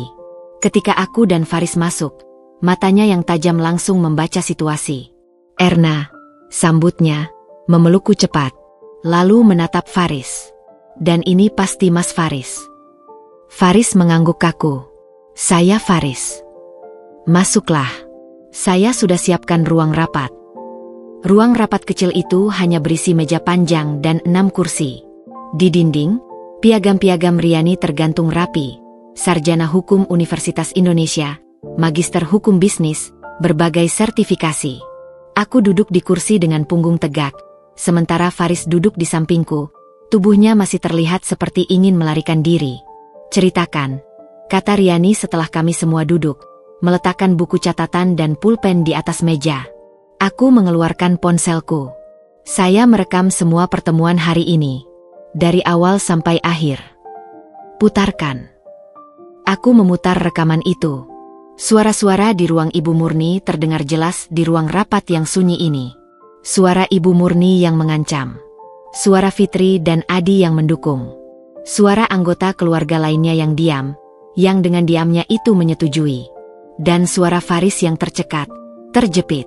Riani mencatat dengan cepat. Wajahnya serius. Faris menutup wajahnya ketika suara ibunya sendiri terdengar mengatakan, "Anak-anak itu cucu saya. Darah saya. Bukan darah pedagang kopi seperti keluargamu." Ketika rekaman berakhir, Riani menghela napas. "Ini kuat, Erna. Sangat kuat. Ancaman mengambil anak, penghinaan berdasarkan status sosial, tekanan untuk menandatangani dokumen di bawah ancaman. Apakah cukup untuk gugatan? Tanyaku. Lebih dari cukup. Riani menatap Faris. Tapi ini akan sulit secara emosional. Mereka keluarga Mas Faris. Faris mengangkat wajah, matanya merah. Saya tidak tahu mereka akan sejauh itu. Kadang kita tidak mau melihat keburukan orang yang kita cintai, kata Riani dengan lembut. Tapi sekarang Mas Faris harus memilih. Mendukung istri dan anak-anak, atau membiarkan ini terus terjadi. Jika saya mendukung Erna. Faris berhenti, menelan ludah. Apa konsekuensinya? Riani membuka folder di depannya. Pertama, kita bisa melaporkan ini ke kepolisian sebagai pengancaman dan pemerasan. Kedua, kita bisa mengajukan gugatan perdata untuk pencemaran nama baik dan ganti rugi imaterial. Ketiga, kita bisa mengajukan permohonan restraining order, larangan bagi mereka untuk mendekati Erna dan anak-anak. Dan hubungan saya dengan keluarga saya. Rusak, jawab Riani jujur. Mungkin untuk selamanya. Faris terdiam lagi. Tapi kali ini, dia menatapku. Dan dalam tatapannya, aku melihat sesuatu yang baru, penyesalan yang tulus, dan tekad yang mulai tumbuh. Saya mendukung Erna, katanya akhirnya, suaranya mantap. Mereka melampaui batas. Kata-kata itu, meski sederhana, terasa seperti kemenangan pertama. Sebuah jembatan yang mulai dibangun kembali di antara kami. Rincian rencana itu seperti peta pertempuran. Riani menjelaskan langkah demi langkah. 1. Langkah awal. Besok pagi, kami akan melapor ke kepolisian. Rekaman suara akan menjadi bukti utama, ditambah screenshot pesan-pesan Fitri dan Adi, serta kesaksian dari beberapa tetangga yang bersedia menjadi saksi. 2. Langkah kedua. Setelah laporan polisi, kami akan mengajukan gugatan perdata. Riani memperkirakan prosesnya akan memakan waktu 3-6 bulan. 3. Langkah ketiga. Permohonan restraining order untuk melindungi anak-anak. Ini penting, mengingat ancaman Ibu Murni akan mengambil Alika dan Bima. Tapi ada satu hal, kata Riani, menatap kami berdua. Ini akan mahal. Biaya pengacara, biaya pengadilan, biaya konsultan. Warisan ayahku cukup, kataku tegas. Aku lebih baik habiskan uang itu untuk keadilan daripada diserahkan pada mereka. Riani mengangguk, tapi matanya penuh perhatian. Kamu yakin, Erna? Ini bukan hanya uang. Ini juga energi, waktu, dan ketegangan emosional yang luar biasa. Lebih baik ketegangan selama 6 bulan daripada hidup dalam ketakutan seumur hidup, jawabku. Dan untuk anak-anak, aku harus tunjukkan bahwa ibunya akan berjuang untuk mereka. Faris menyentuh tanganku. Kita akan berjuang. Bersama. Sepulang dari kantor Riani, dunia terasa berbeda. Jalanan yang sama, langit yang sama. Tapi aku merasa seperti orang yang baru saja melepas beban yang menyiksa. Keputusan sudah diambil. Perang sudah dideklarasikan. Sekarang tinggal eksekusi. Di rumah, Alika dan Bima sudah pulang sekolah. Mereka sedang menonton televisi di ruang keluarga. Mama, Papa, sambut Bima berlari menghampiri. Aku memeluknya erat, mencium bau keringat anak kecil yang polos. Alika mendekat lebih pelan, matanya awas. Anak perempuanku yang berusia 8 tahun itu sudah mulai peka dengan suasana. Ada apa, Mama? Kok wajah Mama aneh? Tanyanya.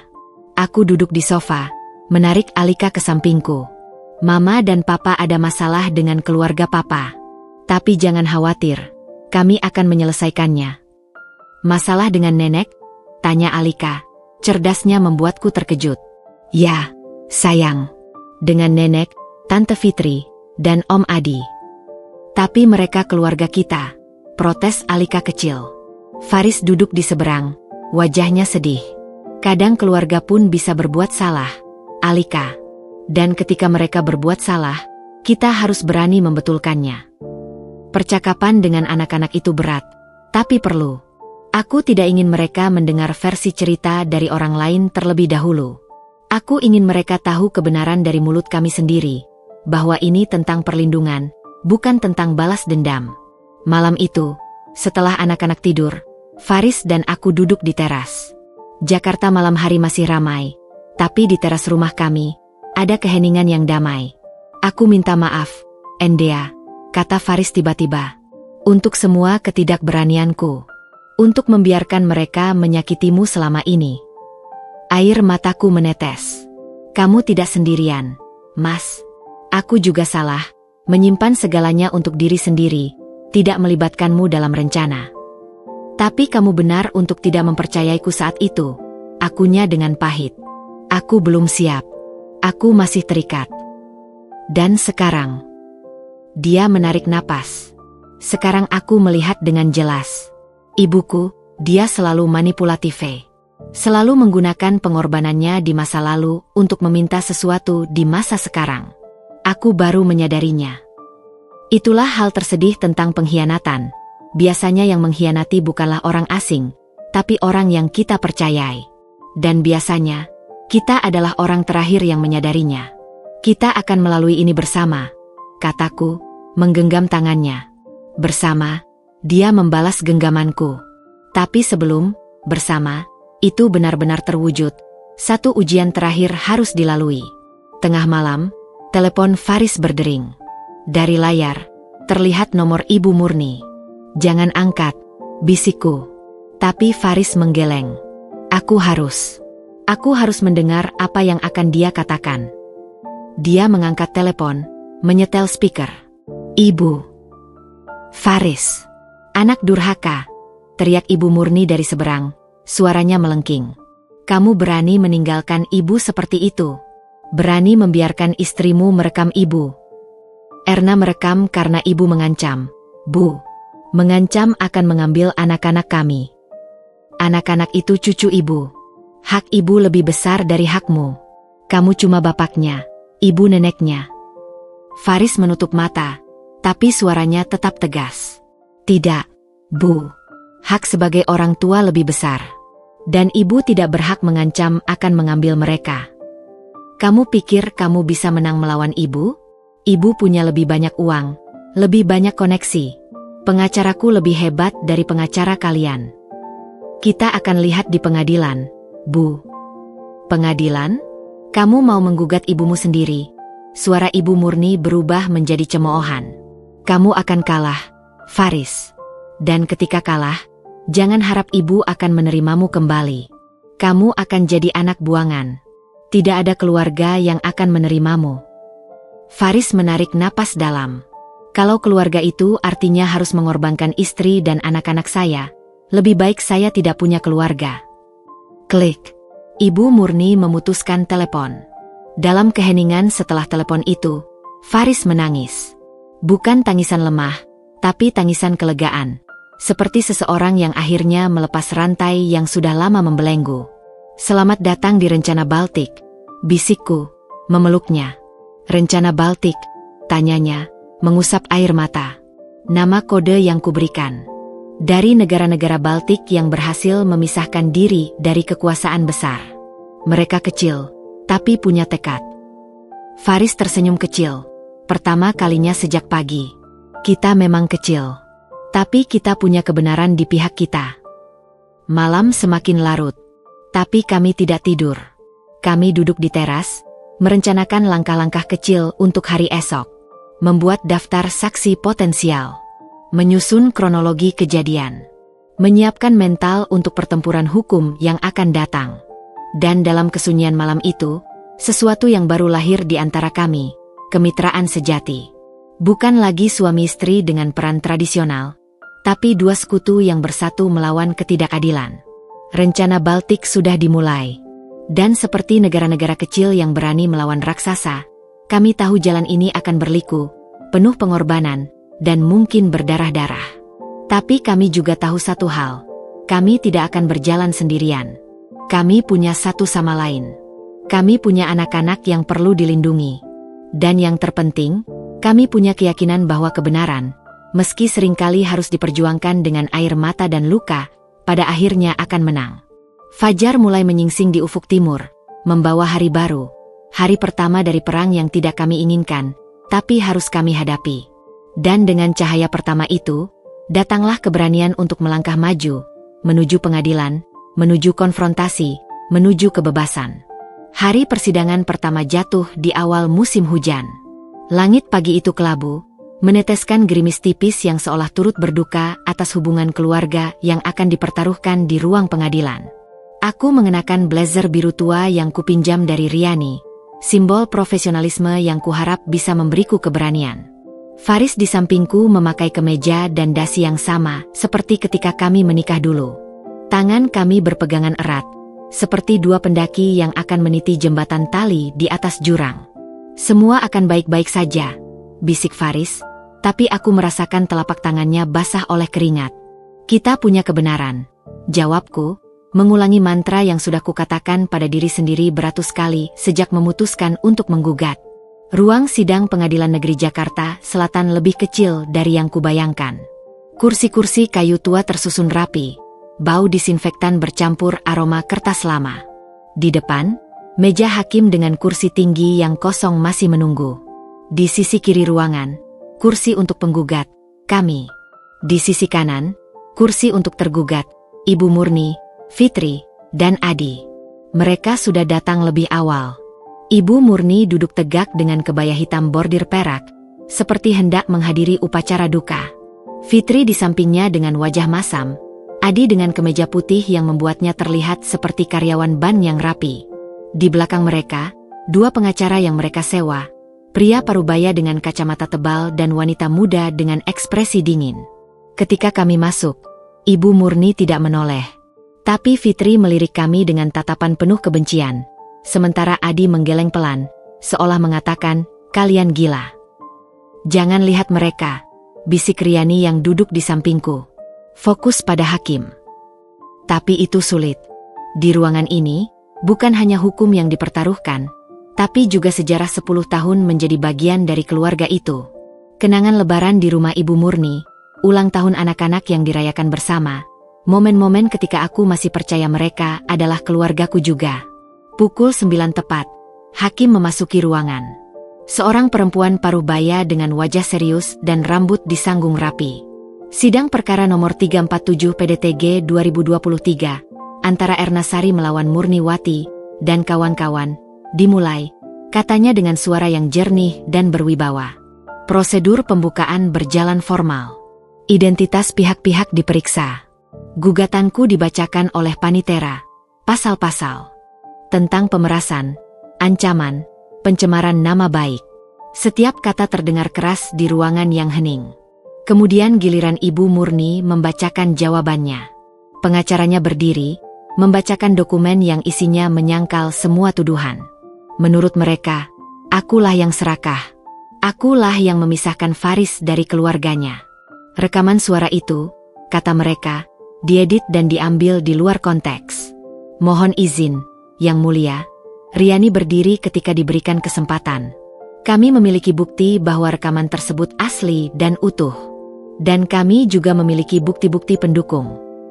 Hakim menganggak. Silakan. Inilah momen yang kutakutkan dan kunantikan. Riani mengeluarkan laptop, menyambungkannya ke proyektor yang sudah disediakan.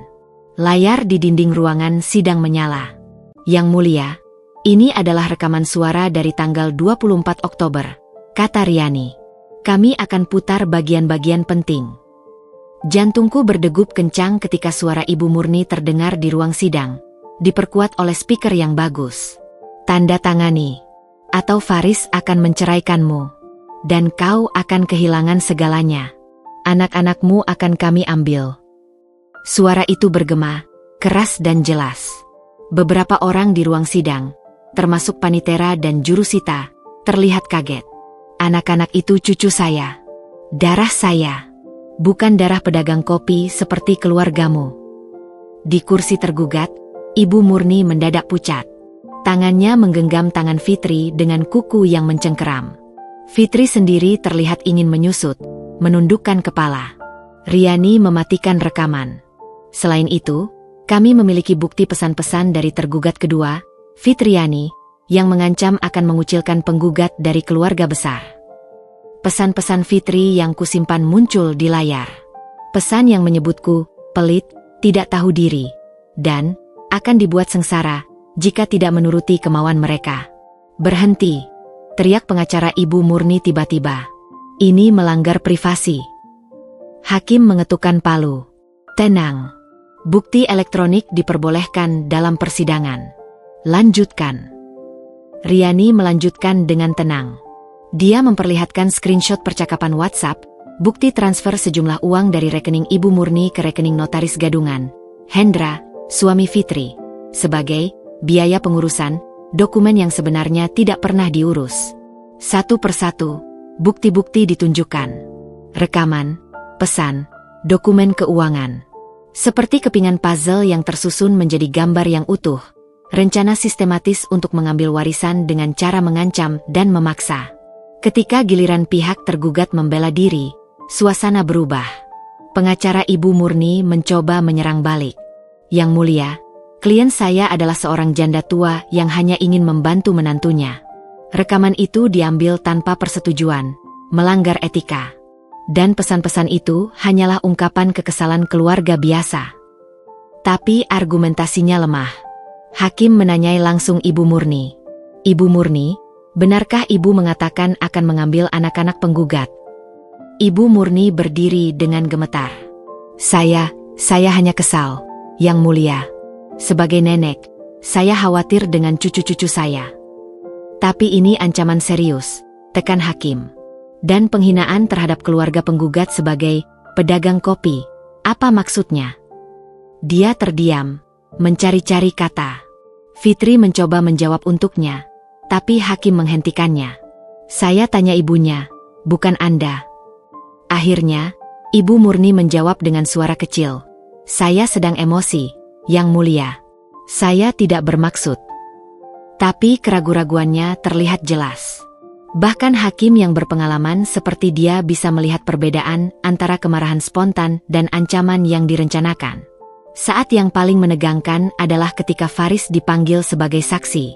Dia berdiri, berjalan ke kursi saksi dengan langkah tegap.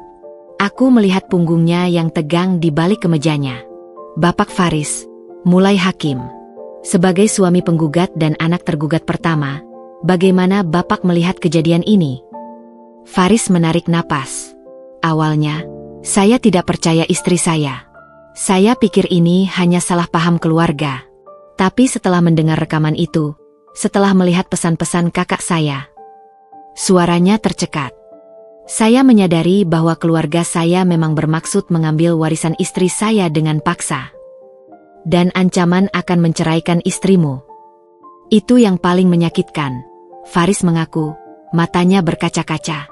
"Ibu saya menggunakan ikatan darah untuk memaksa saya memilih. Dan ketika saya memilih membela istri dan anak-anak saya diusir dari keluarga." Di kursi tergugat, Ibu Murni tiba-tiba menangis. Tapi ini bukan tangisan penyesalan. Ini tangisan kemarahan yang tertahan. "Dasar anak durhaka. Di pengadilan pun kau membela istrimu." Hakim mengetuk palu berkali-kali. "Tenang, Ibu Murni, ini peringatan terakhir." Tapi Ibu Murni sudah tidak bisa dikendalikan. Dia berdiri, menunjuk Faris. "Kamu lebih memilih perempuan itu daripada ibumu yang melahirkanmu? Darahnya tidak lebih baik dari darah kita. Lihatlah keluarganya, pedagang kecil. Kita keluarga terpandang." Ruangan senyap sejenak. Bahkan pengacaranya sendiri terlihat kaget dengan ledakan itu. Hakim dengan tenang membuat catatan. Tercatat, tergugat pertama melakukan penghinaan lagi di persidangan. Ini akan dipertimbangkan dalam putusan. Sidang pertama berakhir dengan keputusan bahwa akan ada 2 sidang lagi. 1 untuk pemeriksaan saksi-saksi lain, dan 1 untuk putusan. Ketika kami keluar ruangan, hujan sudah reda, tapi langit masih kelabu. Di lobi pengadilan, keluarga Faris mengejar kami. "Faris, tunggu," teriak Fitri. Kami berhenti. Faris berdiri di depanku, melindungi. "Apa yang kalian mau?" tanyanya, suara dingin. "Ibu hampir pingsan di dalam," kata Adi. "Kamu senang melihat ibumu menderita." "Kalian yang membuatnya menderita," balas Faris. "Dengan rencana kalian yang serakah." Ibu Murni mendekat, wajahnya basah oleh air mata dan riasan yang luntur. Faris, anakku, maafkan ibu. Ibu salah. Jangan lanjutkan gugatan ini. Tapi ada sesuatu yang tidak tulus dalam permintaan maafnya. Matanya masih menyala dengan amarah yang tertahan. Maaf harus datang dengan perubahan, Bu, jawab Faris. Dan maaf tidak bisa menghapus ancaman mengambil anak-anak saya. Kami akan menarik semua ancaman. Fitri buru-buru menawarkan. Kami akan minta maaf publik. Riani yang berdiri di sampingku menyentuh lenganku. Hati-hati, Erna. Mereka sedang panik. Aku mengerti. Mereka takut kalah. Takut malu. Tapi apakah mereka benar-benar menyesal? Kami butuh waktu untuk berpikir, kataku, memutuskan untuk tidak memberikan jawaban langsung. Kamu. Ini semua salahmu. Ibu Murni tiba-tiba berbalik padaku. Jarinya menunjuk. Kamu yang merusak keluarga kami. Kamu yang memutar otak Faris. Faris melangkah maju. Cukup, Bu. Kalau tidak berhenti, kami akan meminta restraining order hari ini juga. Ancaman itu bekerja. Ibu Murni terdiam, tapi matanya masih membara. Dalam perjalanan pulang, di dalam mobil, Faris menangis. Bukan tangisan lemah, tapi tangisan kelegaan. Seperti seseorang yang akhirnya mengatakan kebenaran setelah sekian lama berbohong pada diri sendiri. Sidang pertama berjalan baik, kata Riani dari kursi belakang. Hakim jelas melihat siapa yang bersalah. Tapi ini baru awal. Aku mengangguk, melihat kota Jakarta yang basah oleh hujan melalui jendela. Sidang pertama memang memberikan kejutan, tapi bukan pada mereka. Pada kami. Kejutan bahwa kebenaran, ketika diucapkan dengan berani, memiliki kekuatannya sendiri. Kejutan bahwa keluarga yang selama ini kami anggap kuat ternyata rapuh ketika dihadapkan pada fakta. Dan kejutan terbesar, Faris, suamiku, akhirnya berdiri tegap di pihakku. Bukan sebagai suami yang terpaksa, tapi sebagai sekutu yang memilih kebenaran meski pahit. Guncangan di ruang sidang hari ini mungkin akan bergema lama. Tapi satu hal yang pasti, setelah hari ini, tidak ada yang akan sama lagi.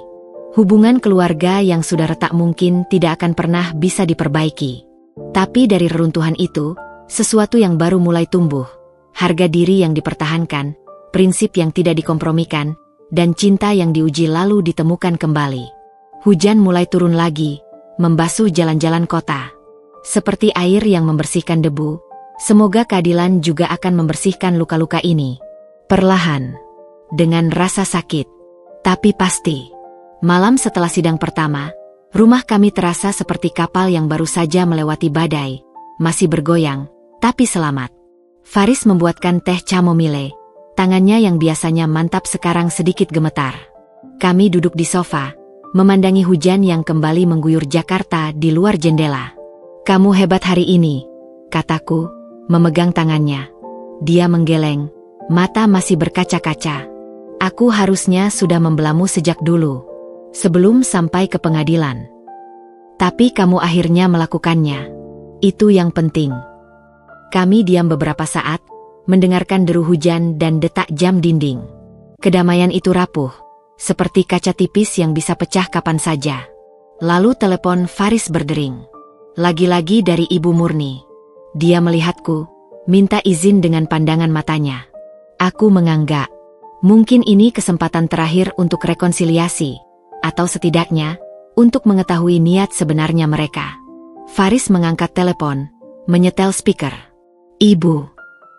Faris, suara Ibu Murni terdengar berbeda, lembut, penuh penyesalan. Aku minta maaf untuk semua yang terjadi di pengadilan hari ini. Faris dan aku saling pandang, sama-sama terkejut. Ibu sadar salah. Ibu terpengaruh kata-kata Fitri dan Adi. Mereka yang bilang warisan Erna harus dikelola keluarga. Mereka yang merencanakan semuanya. Pengakuan itu seperti petir di siang bolong. Faris menatap telepon seperti tidak percaya. Maksud ibu? Datanglah besok, Faris. Hanya kita berdua. Ibu ingin bicara baik-baik. Tanpa pengacara, tanpa tekanan. Suaranya mendesak, hampir merengek. Ibu janji, tidak akan ada ancaman lagi. Ibu hanya ingin berdamai. Faris menatapku, matanya bertanya. Aku menggeleng pelan. Ini terlalu mudah, terlalu cepat. Bagaimana dengan Erna? Tanyanya. Erna, mungkin lebih baik tidak dulu. Dia masih marah pada ibu. Tapi kamu anak ibu. Kamu dan ibu bisa mulai dulu. Kode merah. Alarm dalam kepalaku berbunyi keras. Ini bukan rekonsiliasi. Ini strategi. Memisahkan kami, mendapatkan Faris kembali, lalu mengisolasi aku sepenuhnya. Kami butuh waktu untuk berpikir. Bu, jawab Faris, menangkap keraguanku. Pikirkan baik-baik, nak. Keluarga kita sudah hancur. Tapi kita bisa perbaiki. Mulai dari kita berdua dulu. Setelah telepon berakhir, Faris menatapku. Bagaimana menurutmu? Jebakan, jawabku pendek. Dia tahu kamu titik lemahnya. Jika dia bisa mendapatkanmu kembali, aku akan sendirian. Gugatan akan lebih sulit tanpa dukunganmu. Tapi di mata Faris, aku melihat harapan kecil yang belum mati. Harapan bahwa ibunya memang benar-benar menyesal, bahwa keluarga mereka masih bisa diselamatkan. Keesokan harinya, Faris pergi kerja seperti biasa. Tapi ada yang berbeda. Dia lebih diam, pikirannya melayang. Ketika aku bertanya apakah dia baik-baik saja, dia hanya mengangguk sambil menatap kosong ke arah lain. Siang hari, teleponku berderang. Nomor tidak dikenal. Bu Erna? Ini dari kantor Bank Mandiri Cabang Kuningan. Suami Anda, Bapak Faris, baru saja mengajukan pinjaman dengan jaminan sertifikat tanah. Darahku membeku. Sertifikat tanah? Tanah yang mana? Tanah di Cinere atas nama Anda. Dia membawa surat kuasa dari Anda. Surat kuasa? Saya tidak pernah membuat surat kuasa. Ada masalah, Bu. Lebih baik Anda datang ke sini. Aku menutup warung, minta tolong tetangga menjagakan Alika dan Bima yang belum pulang sekolah, lalu menyetir dengan tangan gemetar menuju Kuningan. Sepanjang jalan, pikiranku berputar-putar. Surat kuasa? Bagaimana mungkin? Di bank, seorang petugas bernama Ibu Rina menerimaku dengan wajah serius. Ini dokumen yang Bapak Faris bawa, katanya, menunjukkan selembar kertas. Aku membaca surat itu. Surat kuasa yang memberi wewenang pada Faris untuk mengelola asetku, termasuk mengambil pinjaman. Tanda tangan di bawahnya mirip sekali dengan tanda tanganku. Sangat mirip. Hampir sempurna. Tapi ini palsu, kataku. Suara bergetar. Saya tidak pernah menandatangani ini. Kami sudah telepon Bapak Faris. Dia bilang Anda yang suruh dia ambil pinjaman untuk biaya pengadilan. Pengkhianatan itu seperti pisau yang menusuk dada. Faris, suamiku. Orang yang kemarin masih berjanji akan berjuang bersamaku. Di mana dia sekarang? Tanyaku. Sudah pergi. Katanya ada urusan lain. Aku menelepon Faris. Tidak diangkat. 1 kali, 2 kali, 3 kali. Hanya masuk ke voicemail. Ibu Rina melihat wajahku yang pucat. Kami akan membatalkan proses pinjamannya, Bu. Tapi lebih baik Anda laporkan ini. Pemalsuan tanda tangan itu tindak pidana. Tapi aku tidak bisa bergerak. Tubuh terasa berat, kaki lemas. Faris melakukan ini. Setelah semua yang kami lalui bersama. Setelah dia berdiri di pengadilan membelaku. Pukul 5 sore, Faris masih belum pulang. Aku mencoba menelepon lagi. Kali ini diangkat. Erna, suaranya datar. Kamu di mana? Apa yang kamu lakukan di bank tadi? Diam sejenak. Ibu butuh uang. Hutang kartu kreditnya menumpuk. Jadi kamu memalsukan tanda tanganku? Menggunakan warisan ayahku sebagai jaminan. Kita masih suami istri, Erna. Harta bersama. Tapi kamu memalsukan tanda tanganku. Teriakku. Tidak bisa menahan amarah lagi. Kamu tahu itu tindak pidana? Kamu bisa dipenjara. Jangan lebay. Ibu janji akan kembalikan. Dia dapat uang dari investasi dalam 2 bulan. Investasi. Kata yang sama yang digunakan Ibu Murni untuk merayu ayahku dulu, yang berujung pada kehilangan separuh tabungannya. Pulang sekarang, Faris, kita bicara baik-baik. Tidak bisa. Aku di rumah ibu. Dia tidak enak badan. Stres karena sidang. Jadi kamu memilih dia? Setelah semua yang terjadi. Suaranya berubah dingin. Dia ibuku, Erna. Dan kamu mau menghancurkannya di pengadilan. Aku yang mau dihancurkan olehnya. Dia yang ancam aku. Dia yang mau ambil anak-anak kita. Kamu dramatis sekali. Ibu hanya bilang begitu karena marah. Percakapan itu seperti mimpi buruk.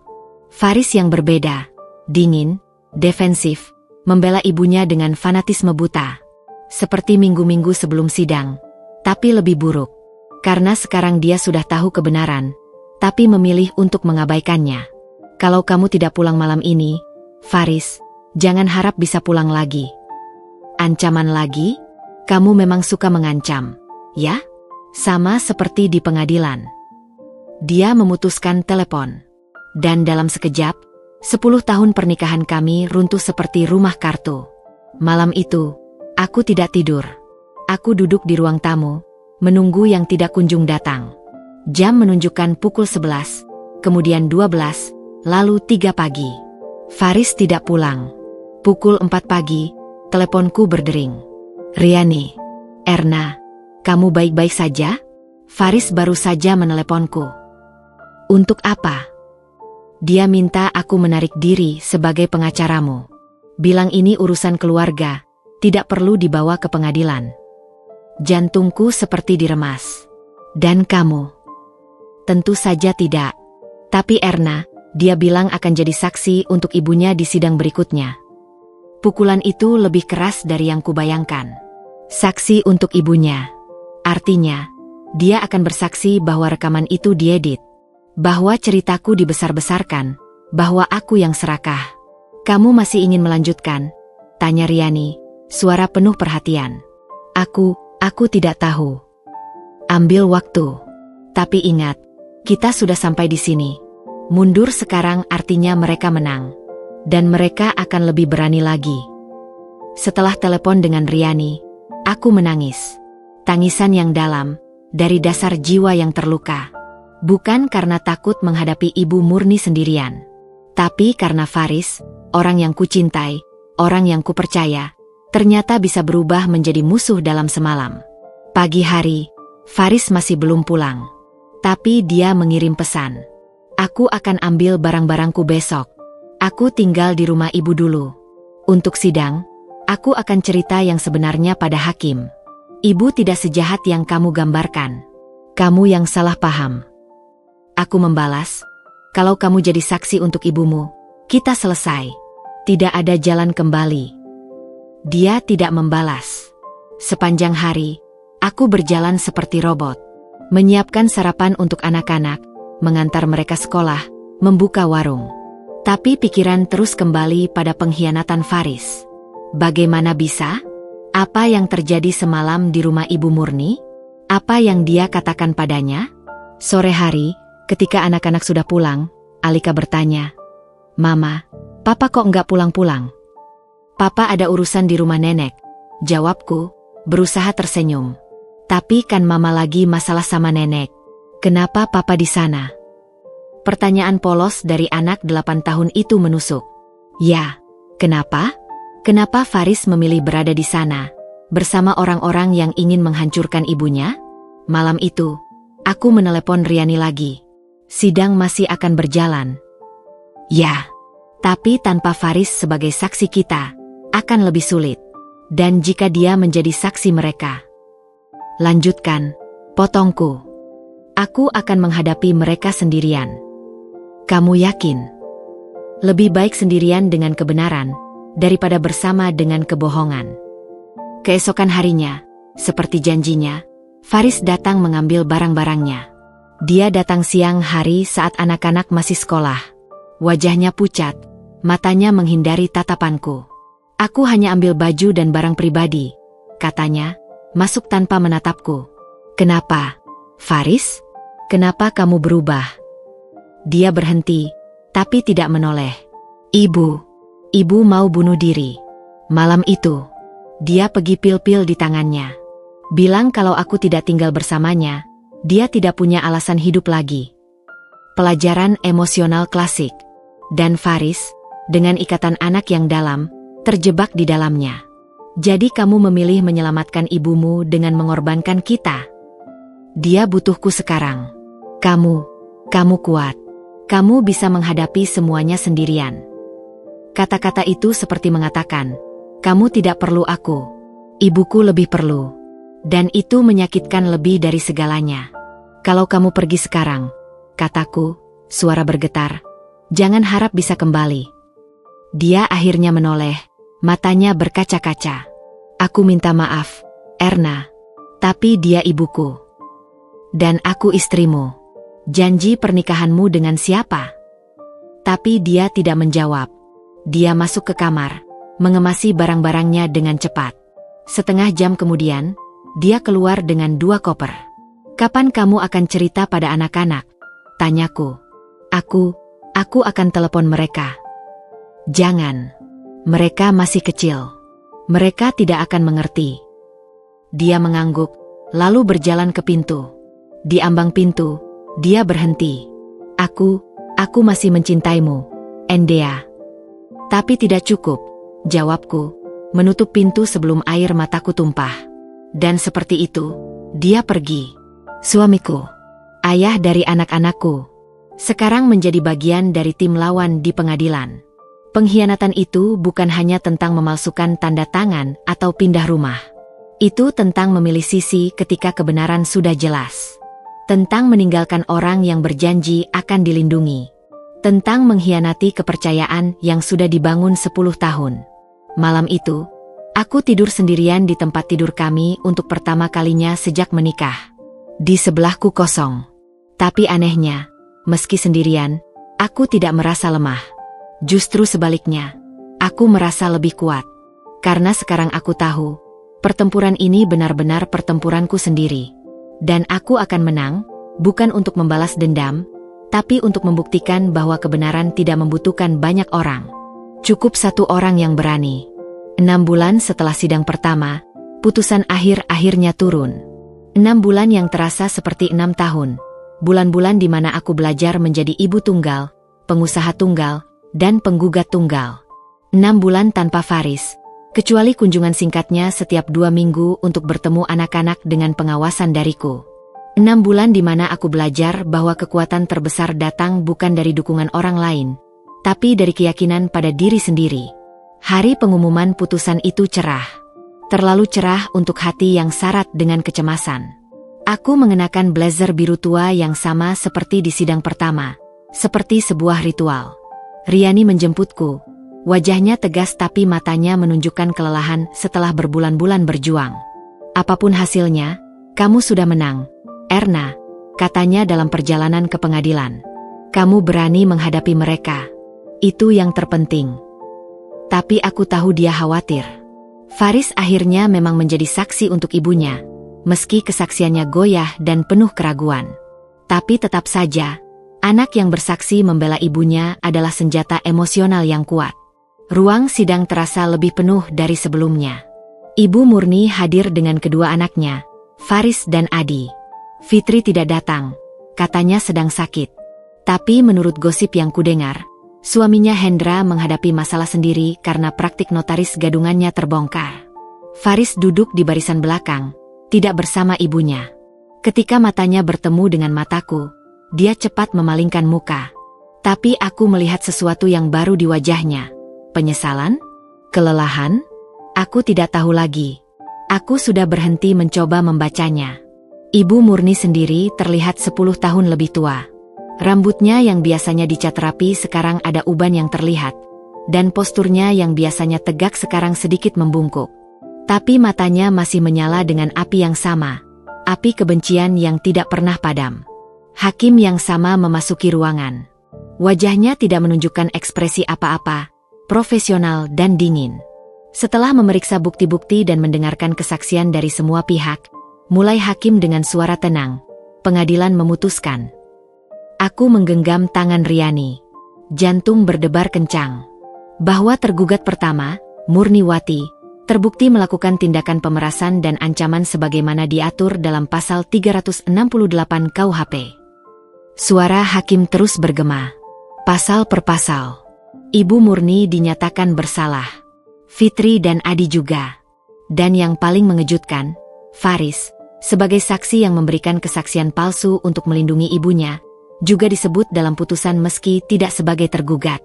Pengadilan memutuskan tergugat pertama, kedua, dan ketiga untuk membayar ganti rugi imaterial sebesar 300 juta rupiah kepada penggugat. Angka itu besar. Tapi bukan tentang uangnya. Ini tentang pengakuan bahwa aku benar. Bahwa yang kualami memang pemerasan. Bahwa ancaman itu nyata. Serta meminta maaf secara terbuka di 2 surat kabar nasional. Ibu Murni terisak. Tapi kali ini, isaknya terdengar nyata. Bukan drama. Ini adalah isak kekalahan. Hakim mengetuk palu terakhir. Putusan ini berkekuatan hukum tetap. Dan selesai. 6 bulan. Ribuan lembar dokumen. Ratusan jam kecemasan. Berakhir dengan ketukan palu. Di luar ruang sidang, Ibu Murni mendekatiku untuk pertama kalinya sejak semua ini mulai. Dia tidak lagi terlihat seperti ratu yang angkuh, tapi seperti perempuan tua yang kalah. "Kamu senang sekarang?" Suaranya parau. Aku menatapnya. "Tidak, Bu. Aku tidak senang. Aku hanya lega. Kamu hancurkan keluarga kami. Bu yang menghancurkan keluarga saya dulu. Dan Bu yang menghancurkan hubungan dengan anak Bu sendiri." Aku melirik Faris yang berdiri jauh, wajah tertunduk. Lihatlah dia sekarang. Terbelah antara ibu dan istri. Dan siapa yang membuatnya seperti itu? Dia tidak menjawab, hanya memandang Faris dengan ekspresi yang akhirnya, untuk pertama kalinya, menunjukkan penyesalan sejati. "Untuk anak-anak," kataku sebelum pergi. "Mereka masih cucu Bu. Tapi pertemuan hanya dengan pengawasan. Dan hanya jika Bu benar-benar berubah." Aku berbalik, tidak ingin melihat air matanya. Tidak karena tega, tapi karena aku tahu, jika aku melihatnya menangis, aku mungkin akan melunak. Dan aku tidak boleh melunak. Tidak setelah semua ini. Malam itu, di rumah kami yang sekarang terasa terlalu besar untuk seorang diri, aku mengumpulkan Alika dan Bima. "Mama menang di pengadilan," kataku sederhana. "Artinya apa, Ma?" tanya Alika. "Artinya, apa yang nenek lakukan itu salah. Dan pengadilan sudah menghukumnya." "Tapi Papa ikut nenek," bisik Alika. Matanya berkaca-kaca. Itulah luka terdalam. Bukan dari Ibu Murni, tapi dari Faris. Anak-anak merindukannya. Tapi mereka juga bingung. Kenapa Papa memilih nenek daripada Mama? Papa bingung. Jawabku, berusaha adil. Kadang orang dewasa juga bingung.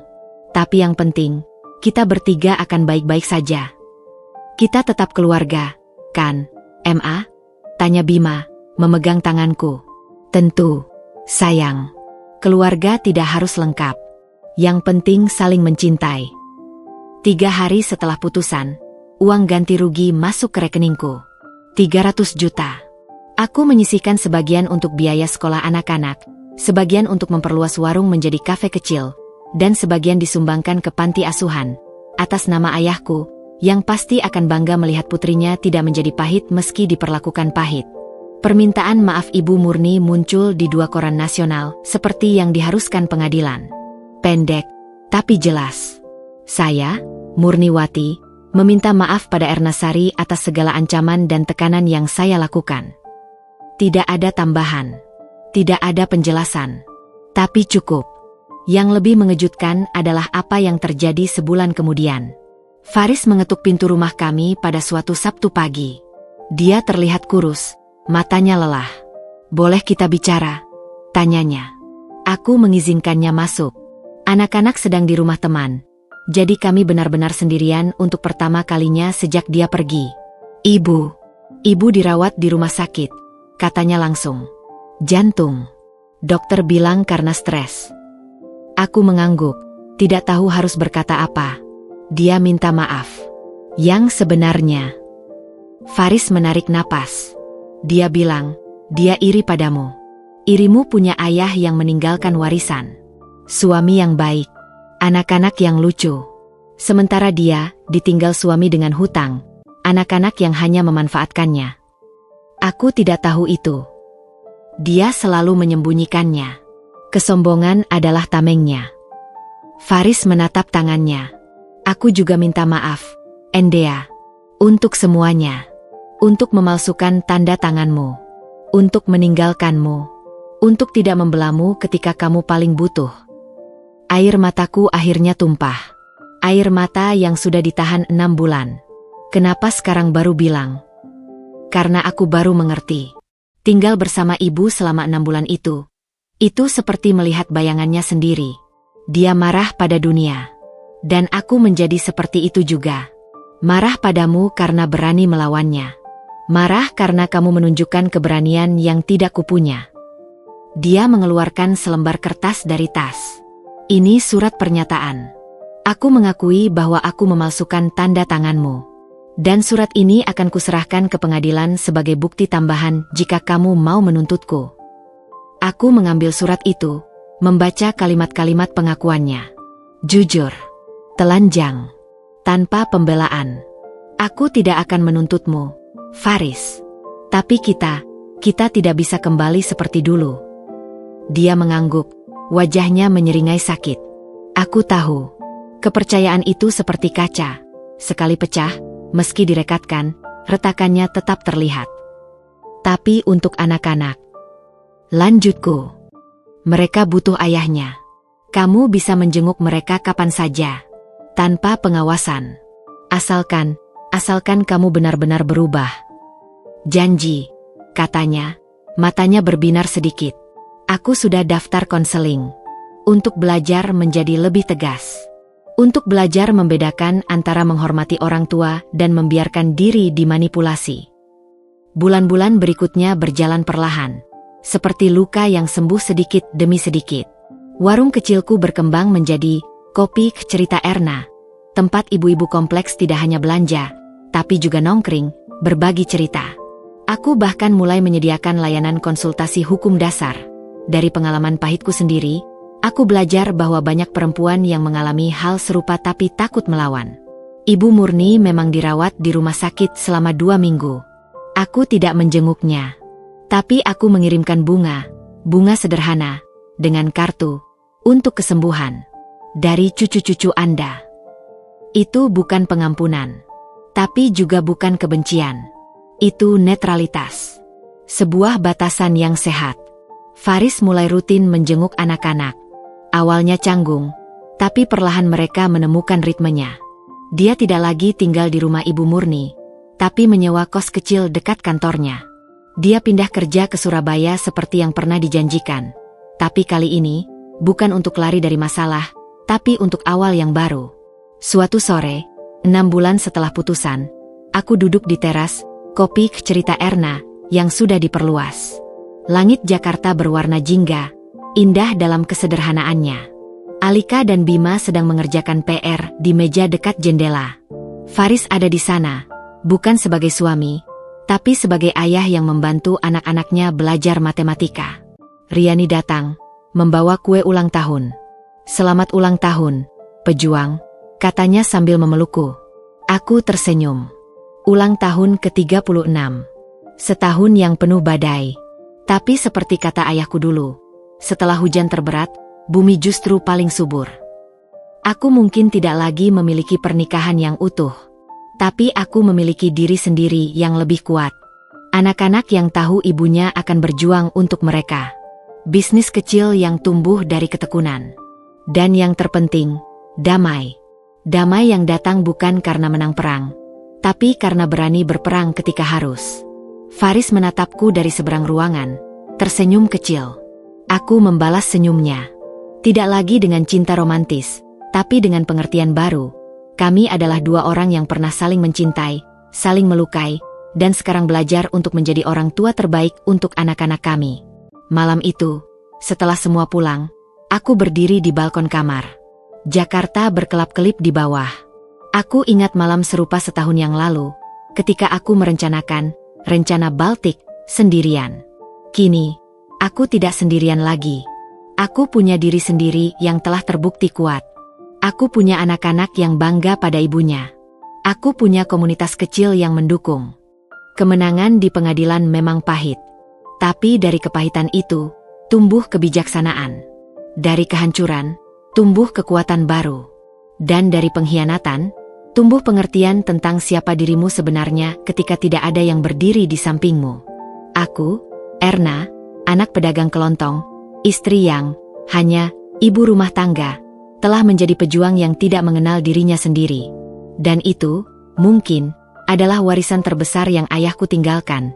Bukan tanah, bukan uang, tapi keyakinan bahwa darah pedagang jujur yang mengalir dalam nadiku adalah darah pejuang. Langit makin gelap, bintang-bintang mulai muncul. Sedikit, tapi cukup untuk menerangi. Seperti hidupku sekarang, tidak sempurna, tapi cukup. Dan untuk sekarang, cukup, itu lebih dari cukup. Itu adalah kemenangan sejati.